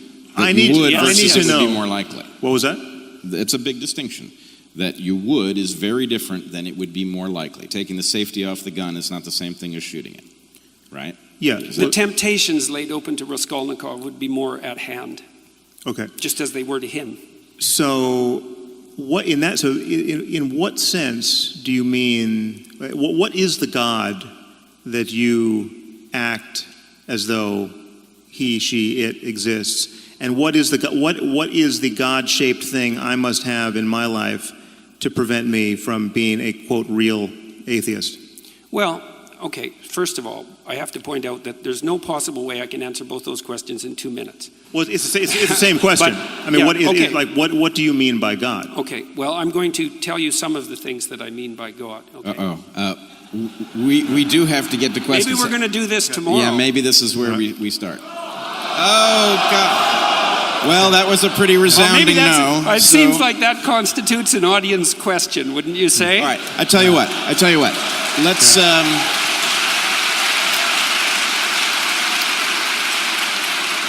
Let's do this, but let's be deliberate about time. Okay. Well, I'm going to read some things that I wrote because it's so complicated that I'm not sure that I can just spin it off the top of my head, and so you'll have to excuse me. So, and what I'm going to do is sort of paint a picture by highlighting different things. So now I already made one point here. I made the point that part of the conception of God that underlies the Western ethos is the notion that whatever God is expressed in the truthful speech that rectifies pathological hierarchies. And that isn't all it does. It also confronts the chaos of being itself and generates habitable order. That's the metaphysical proposition.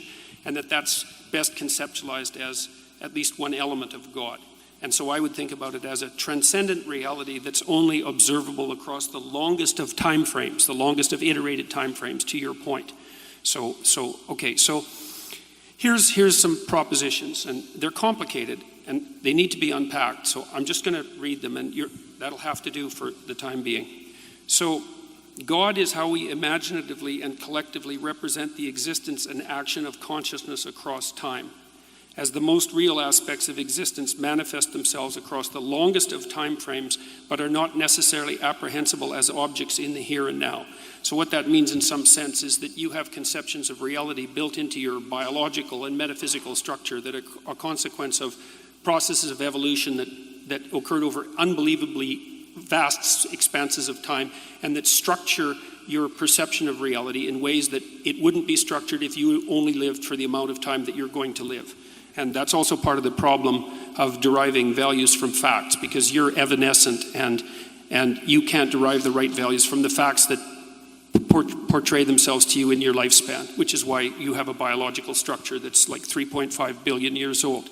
So God is that which eternally dies and is reborn in the pursuit of higher being and truth. That's a fundamental element of hero mythology. God is the highest value in the hierarchy of values. That's another way of looking at it. God is what calls and what responds in the eternal call to adventure. God is the voice of conscience. God is the source of judgment and mercy and guilt. God is the future to which we make sacrifices and something akin to the transcendental repository of reputation. Here's a cool one if you're an evolutionary biologist. God is that which selects among men in the eternal hierarchy of men. So, men arrange themselves into hierarchies, and then men rise in the hierarchy. And there's principles that are important that determine the probability of their rise, and those principles aren't tyrannical power. They're something like the ability to articulate truth and the ability to be competent and the ability to make appropriate moral judgments. And if you can do that in a given situation, then all the other men will vote you up the hierarchy, so to speak, and that will radically increase your reproductive fitness. And the operation of that process across long expanses of time looks to me like it's codified in something like the notion of God the Father. It's also the same thing that makes men attractive to women, because women peel off the top of the male hierarchy, and the question is what should be at the top of the hierarchy, and the answer right now is tyranny as part of the patriarchy, but the real answer is something more like the ability to use truthful speech in the service of, let's say, well-being. And so that's something that operates across tremendous expanses of time, and it plays a role in the selection for survival itself, which makes it a fundamental reality. Jordan, can I just cut in here with one question? I'll stop with that for now.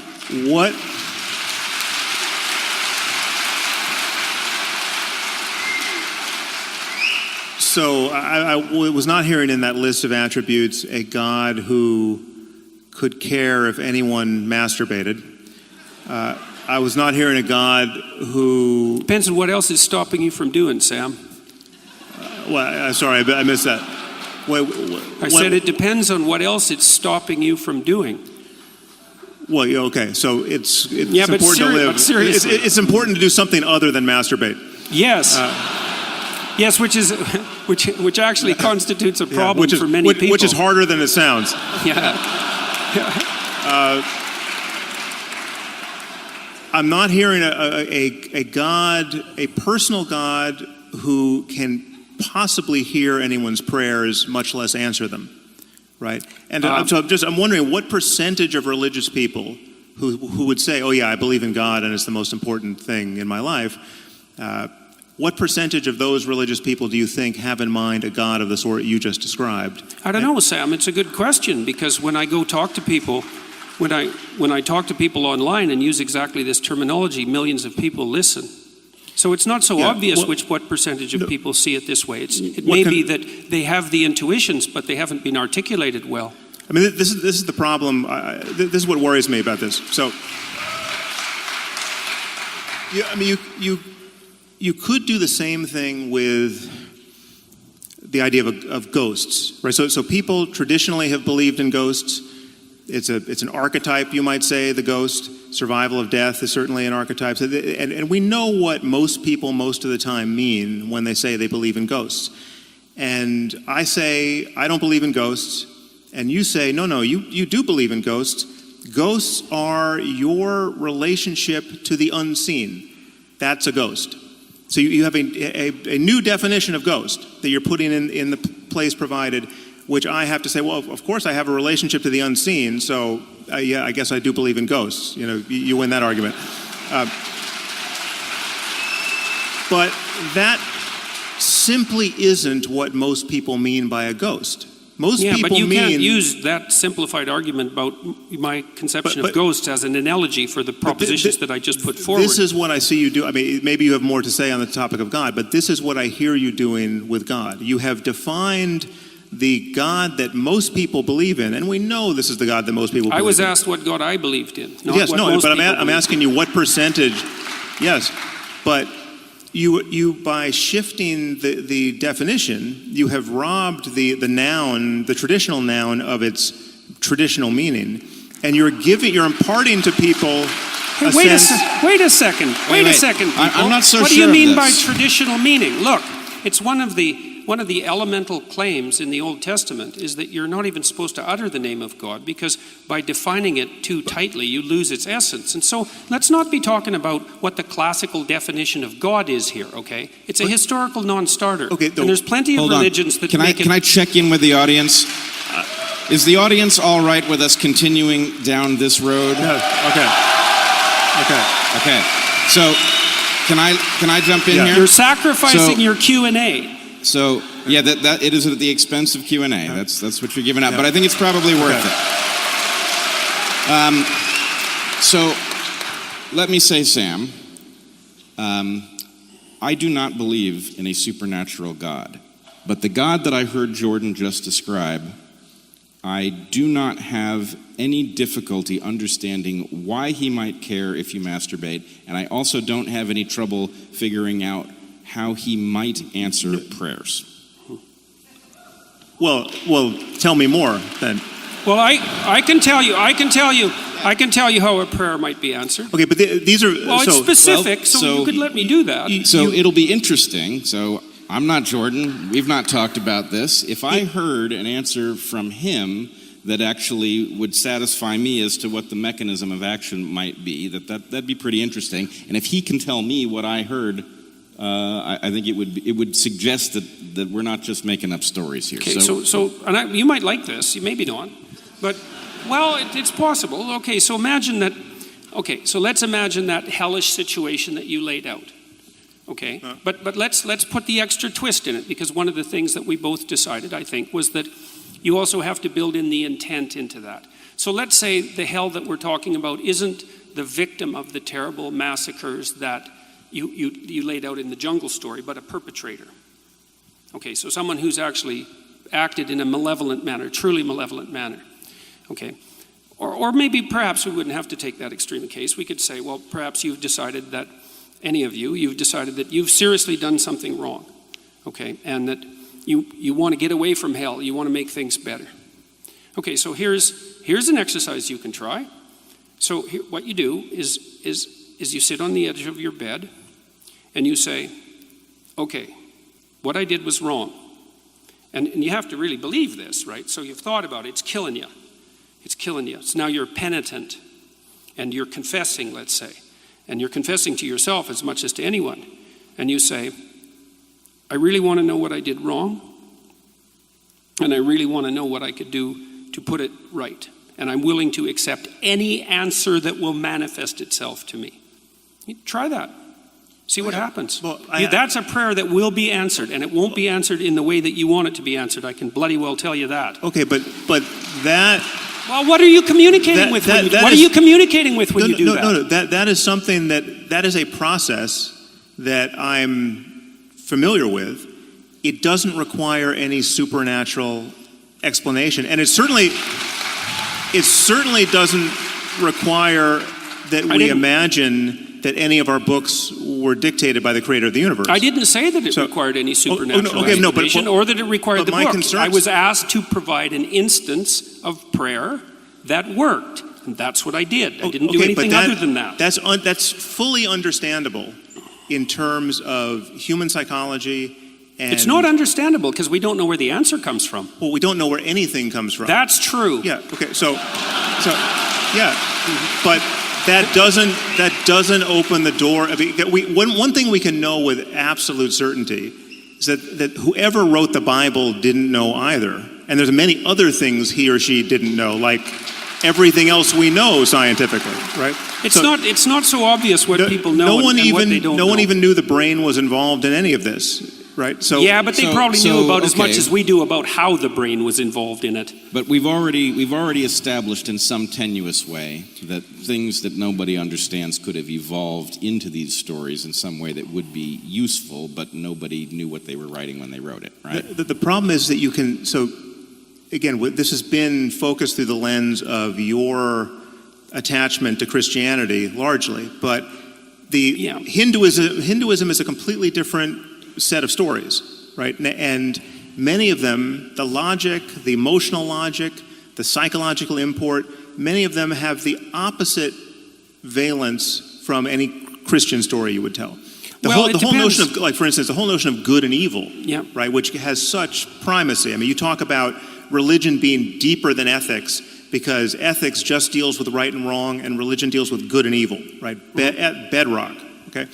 Good and evil do not have the same meaning in the East. Buddhism and Hinduism do something very different with good and evil. I'm willing to accept your definitions of good and evil for the current argument. The truth is, there's just not even... Evil is just ignorance on some level. It's just evil is just... You haven't met any real evil people if you believe that. Well, okay, so then all the Hindus and Buddhists are wrong about this. That's a possible claim. I'm just saying that there's over 1 billion people who have a religious system of stories from which they derive all kinds of meaning, to which they're mightily attached, to where we could play the same game of archetypal interpretation and valuing, and yet the cash value with respect to good and evil is irreconcilable with what you get from Christianity. But it doesn't have to be interoperable, right? Well, but the point. My point is we live in a reality. Presumably, Hinduism is also useful as a set of heuristics for Hindus, and if Hinduism, as a matter of doctrine, and as a matter of the interpretations of the heuristics by the devout in both systems, if Hinduism and Christianity are irreconcilable, right, then there must be a deeper level of reality that explains why they both work, that can't be reducible to Christianity being true or Hinduism being true. Right. Yeah, look, Sam, there's absolutely nothing wrong with that objection. So this is one of the immense problems, obviously, that that actually leads down the road to the kind of nihilism that you were objecting to in the moral landscape. It's like one of the things that Nietzsche said that's very much apropos to this, is that, you know, it's one thing to have your belief system shattered by the observation that there are other belief systems that are incommensurate, that seem to have equal utility. So that's, but it's even worse is that once you make the observation that there are other belief systems that have equal utility, then it can shatter your belief in belief systems themselves.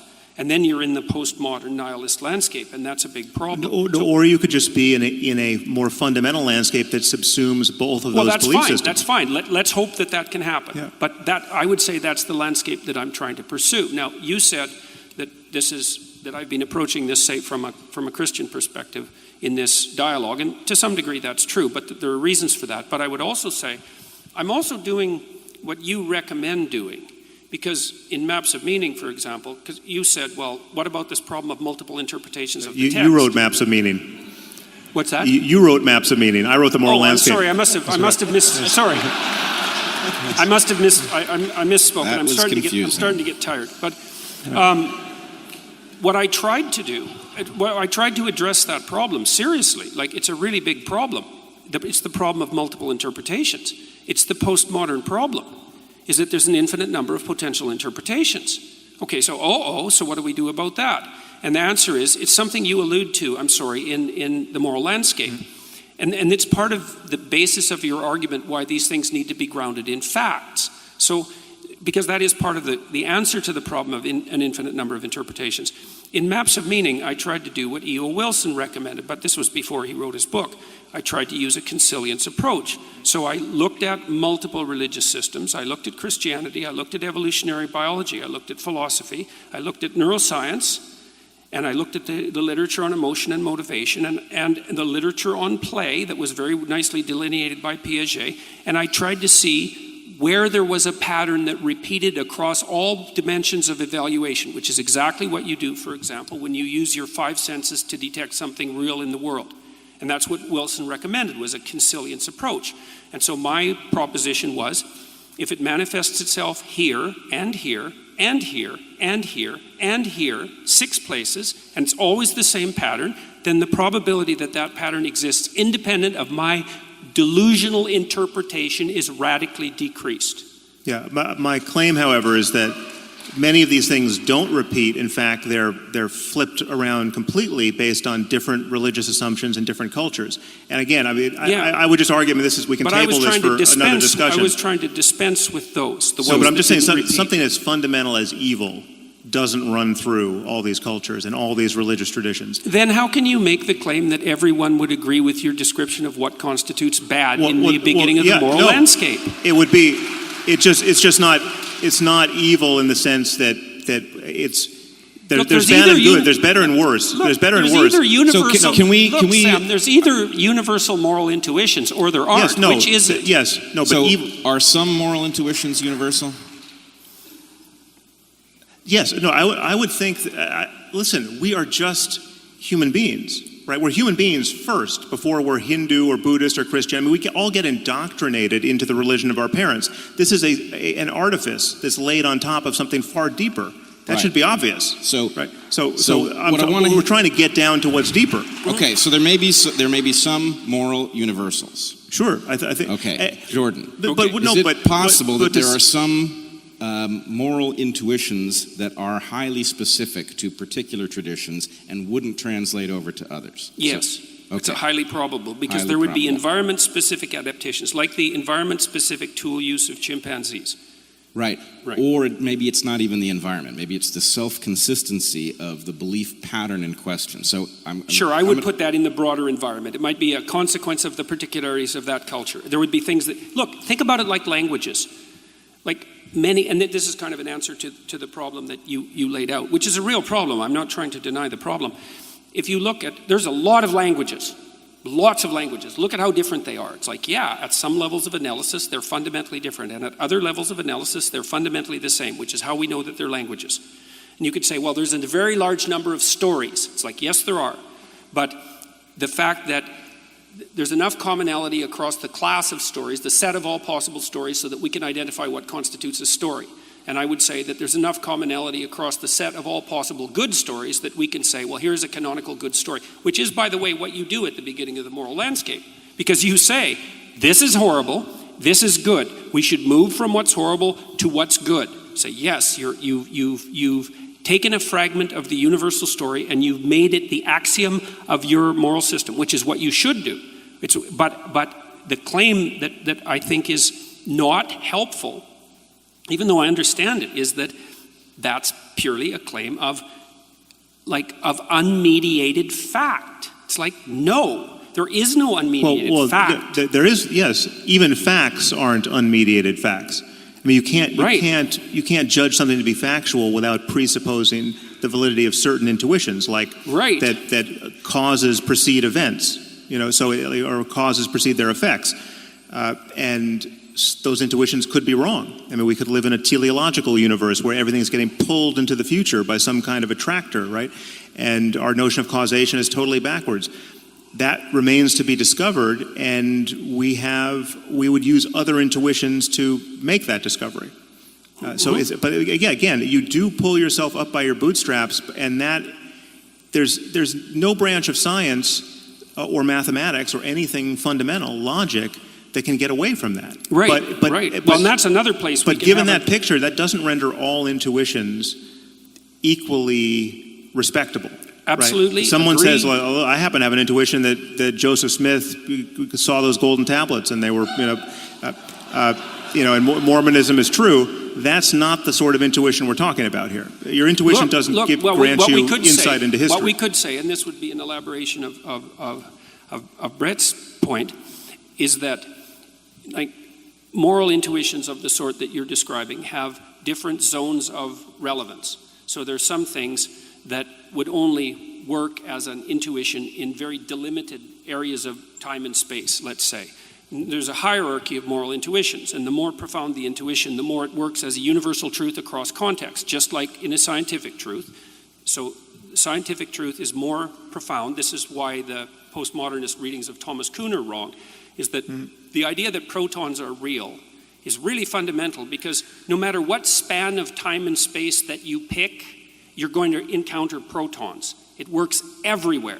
And then with moral intuitions, let's say, or moral a prioris, you have the same issue, is some of them are so delimited that they only work here and now. And those are sort of impulsive, low-level intuitions, a whim even.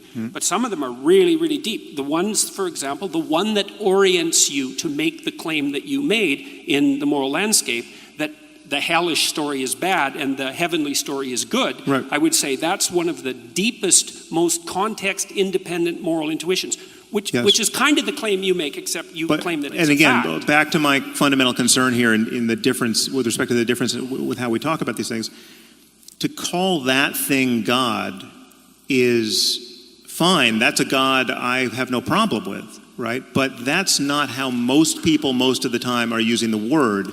And there's something misleading about that, and that worries me. Yeah, well, if the claim that you're making is that we're all deeply confused about the nature of divinity and ultimate reality, it's like, yes, clearly. Well, another thing we agree on. I also don't disagree. Look, I've never made the claim that what I'm talking about is like what other people are talking about. I mean, it is in some ways, but I've not made that claim, so I don't see why that's a justifiable criticism. It's like... Well, no, it's a criticism with respect to the very likely effects of communicating in that way. Because I see the results of that communication. It's a little bit, this is going to sound more invidious than it is, but this is the kind of thing that I get into with Deepak Chopra. Yeah. Deepak and I agree about a lot. I think it's more invidious than it sounds, actually. Yeah. Well, you're not wearing rhinestone glasses. If you graduate to that, we'll have more of a problem. But Deepak clearly wants to let his audience believe that everything they're into is on some level justifiable by his reading of quantum spookiness, right? Yeah. So if you want to go out and just buy a lot of crystals and think they're going to heal you, it has something to do with the quantum nature of reality. Absolutely nothing like me. No, but I think Deepak could say, if I got his back to the wall, Deepak could honestly say, listen, I've never said anything about crystals, right? I'm not selling crystals. I've never said they work, but it's the way in which he's failing to make the clear differentiation. The fact that it takes you 20 minutes to admit that a lot of the Bible is filled with barbaric nonsense. I don't think it took me 20 minutes to admit that. We'll go to the tape on that. These things matter. These things matter.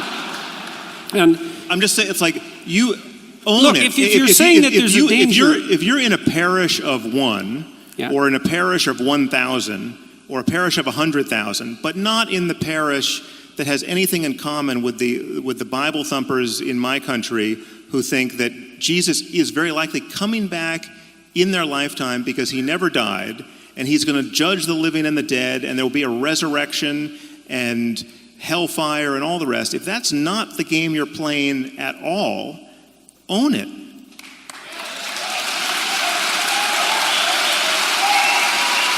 Why are you all applauding about that? It's like, what do you mean own it? It's like, I already made my claim. It's like, I'm not playing a religious fundamentalist game. So what's all the applause about? So I don't understand that. And own it, it's like, I was as clear as I possibly could be when I delineated my answer to the question. People say, well, what do you mean by God? Someone once asked you if Jesus was resurrected. You want a 1 second answer? But no. Well, forget it, man. Jordan, wait a minute, hold on. I think we can actually. This is a complicated One problem. second. No, I don't want to end on a note of acrimony. But someone once asked you whether you thought Jesus was literally resurrected, and you said it would take me 40 hours to answer that question. Okay, that's the kind of thing I'm responding to here. You don't need to do that if you have a clear-cut answer to that question. I don't have a clear-cut answer to that question. And if you don't, that connects with many other things that we still have to talk about. Yes, definitely. Yeah, definitely. Because that... It isn't obvious in the biblical account that Christ was literally resurrected.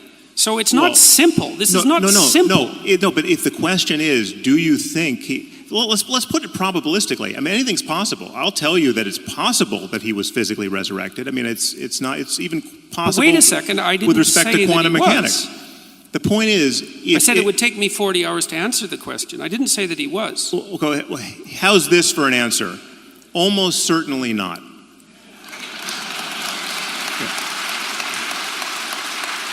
What's wrong with that answer? You want? I think I know what's wrong with that answer. It's a fine answer, and people have been giving that answer for a very long period of time, but the idea doesn't seem to go away. Okay, but that's evidence of what exactly? I don't know. Okay. Well, I can tell you one thing it's an evidence of. There's a deep idea. Let this be the doorway to our next 3-hour conversation. Sure. We have 10 minutes left. Okay. Well then, let's answer that question in 10 minutes. So wait, I want you to trust me here. You for whatever reason decided I should moderate, so I want you to trust me. For one thing, you have been doing yeoman's work. Sam, I really would like to answer that question. But I'm trying to figure out. People seem to think that I'm trying to evade the question. It's like, I'm not evading the question. I'm trying to figure it out. People have been arguing about this for 2,000 years. It's like, it's not simple. But that's a symptom of the effect of religious dogmatism for 2,000 years. No, it's not. Okay. It's partly a symptom of that. It's also partly a symptom of the idea. The resurrection of Jesus is clearly an important question, but you've raised a much bigger and more pressing question for the audience, which is whether or not God cares whether they masturbate. So I actually think if we pursue that answer, that we will actually wrap this up in a way that... You want to end this on masturbation? I think we owe it to them, too. Okay. So... give me a little leash. The floor is yours. Okay, great. How did I end up here? All right. So here's the question. Let's just figure out if we can determine why God might care if you masturbate, right? So let's suppose that we have a story, a heuristic of some kind that stands in for something. And the story is God is watching. He sees you always. He doesn't want you masturbating, so don't you dare. What happens? What happens? Yeah. Well, it's a rather ineffectual You sure? idea. Yeah.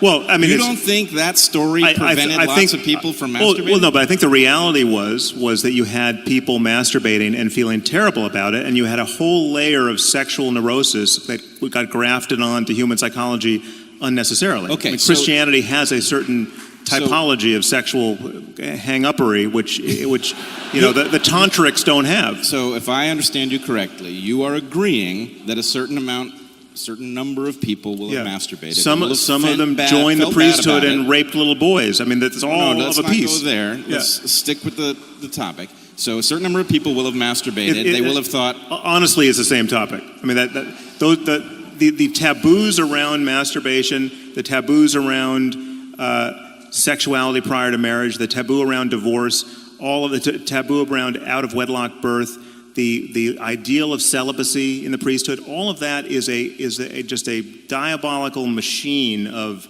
needless sexual conflict and misery. Hold on. But yes, okay. You have to take diabolical out of there. How's the whole flood of pornography thing working out for you? I will grant you that there is some interpretation that takes supernatural principles and magic and otherworldliness out of the equation here that gets you some wisdom in the heuristic. Yes, if you're masturbating all the time, you're not satisfying your monogamous relationship with your wife or husband. We don't even need to go there. You're not procreating, and we want children. Let's just agree that a certain amount of masturbation was prevented by that story, which made people fear the consequence of them engaging in it, which would result in, I'm pretty sure, less masturbation, which means that in seeking a release, which we are physiologically programmed to seek, one might end up looking in a more urgent fashion for a mate. Right. So it's are we going to enforce monogamy? Is that no? So look, I'm trying to take you somewhere. I think there is a way that we can rescue some important part of what both of you are saying that can now be reconciled, and then there's a bitter pill for each of you. I mean, that's just the way this looks to me. So if we can agree that this makes sense actually as a fitness-enhancing adaptation, that this story would result in people behaving in a way that might result in them marrying early, might result in them reproducing earlier than they would otherwise, right? Then we can understand it as mechanistic, and we can understand what you said, that, maybe God would care about whether or not people masturbate because God is a metaphor for some set of stories that gets you to behave in an adaptive fashion. But the point for you then would be that Sam is arguing, with reason, we can decide whether or not to employ this story at this moment, whether it's a good idea for us to urgently reproduce as quickly as possible, which, for example, increases the size of the population of the planet, whereas delaying reproduction keeps the rate of population growth down, and might be a better choice for a moment in history when we have 7.5 billion people on the planet. So, in some sense, what I think I see is the religious story itself makes some kind of sense if you adhere to it in a manner that you are obligated and have no tools with which to question it. Then you will miss the fact that at this moment you might want to throw that story out. But the problem is it doesn't make, and this is a problem with these heuristics in general, it doesn't make sense for the right reason, and that's why it's not a reliable guide given other changes in the world. But with everything changing, you want to be making sense for the right reason.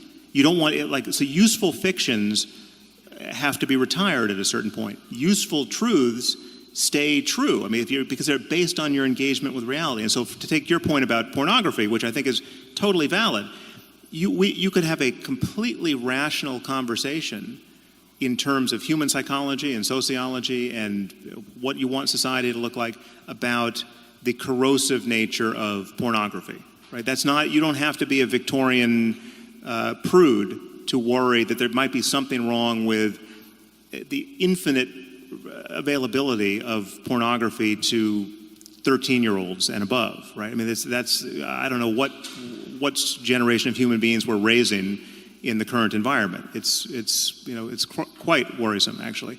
But again, you don't have to invoke mythology to do that. And I would say the temptation to invoke mythology, to say, well, you actually, So how do you do it? Poseidon really gets pissed off when you masturbate. How do you do it? How do you do it? We don't have a mechanism.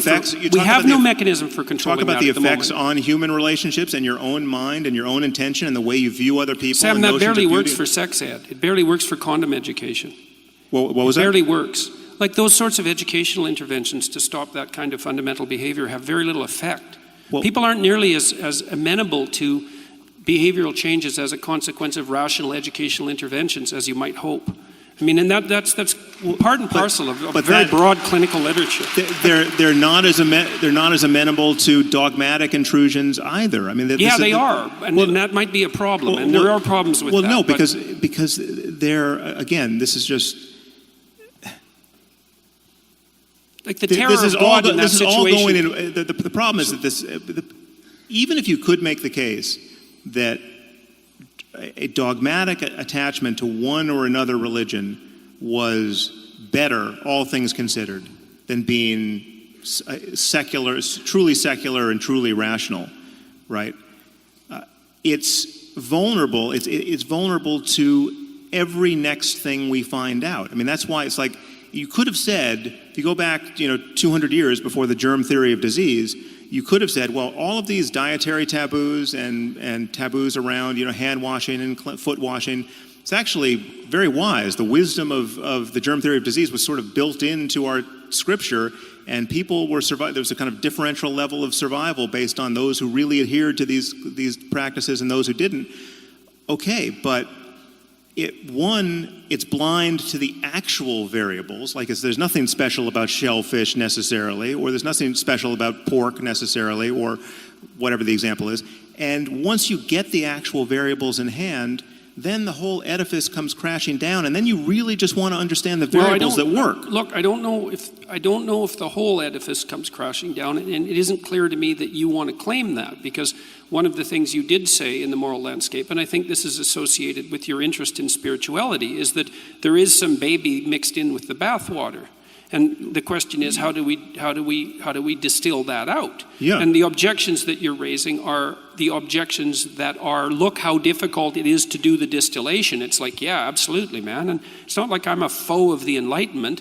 I think you Enlightenment types, and I'd put Pinker in the same camp, radically overestimate the degree to that was a casus sui. It's like everyone was barbaric and superstitious until 1750, and some miracle occurred, and now we all became enlightened. Like there was a lengthy developmental history clearly of we that. all haven't. I mean, this is hence our complaining about the problem. And most of the world hasn't had the Enlightenment yet. True. On some level. Look, I'm no foe to the Enlightenment, but I think that it had a lengthy developmental history that is radically underplayed by the people who ground it purely in rationality. It's clearly still developing. My point is, we should be able to agree that having a worldview guided by a continuous, honest engagement with reality insofar as we can apprehend it is better than having a worldview solidified or anchored to unchanging ideas that were born of people who had none of our present tools, none of our present insights into anything. Well, it depends on the principles. It depends on the principles. Like I would say, there are situations where that clearly applies, but I think there are broad principles. And again, we should probably stop with this, I think. Yep, we're about there. Because I'm starting to get tired. I'm sure everyone else in here is starting to get tired. I'm starting to get tired anyways. And I mean, there are principles, there are higher order principles of the sort that I described that you also appear to rely on in the moral landscape, the idea of these profound moral intuitions. Yeah. And so that's what I'm after, is what are these profound moral intuitions and what is their source? And like, I'm also perfectly willing to make the claim, and have in fact in detail, that these moral intuitions, see, this is a place where we differ a little bit. It's like, and maybe we can go here tomorrow night. See, it seems to me that your argument is the facts are laying out there and you can extract out value from them, and we already described why you want to do that, because you want to at least not move into the nihilistic direction, and you want to ground them in some sort of reality. It's like, fair enough. But the thing is that the facts, as they are, have been around for a very, very, very, very long time, right? Let's say 3.5 billion years, the entire expanse of life. And it's the operation of those facts on life that has produced the a priori implicit interpretive structures that guide our interaction with the facts. And those a priori implicit structures that have emerged out of this evolutionary course have a structure that mediates between us and the facts that cannot be derived from the facts at hand. And so then the question is, what is that structure? And it's in both of our interests to get that right, because you use that as the source of moral intuition. It's like, right, agreed, that's the source of moral intuition. So, clearly we need to table this for tomorrow night, but that's a good... guys, I'm just going to interrupt you. You guys, let's give Jordan Peterson, Sam Harrison, Brett Weinstein a huge hand. Let's go. Thank you.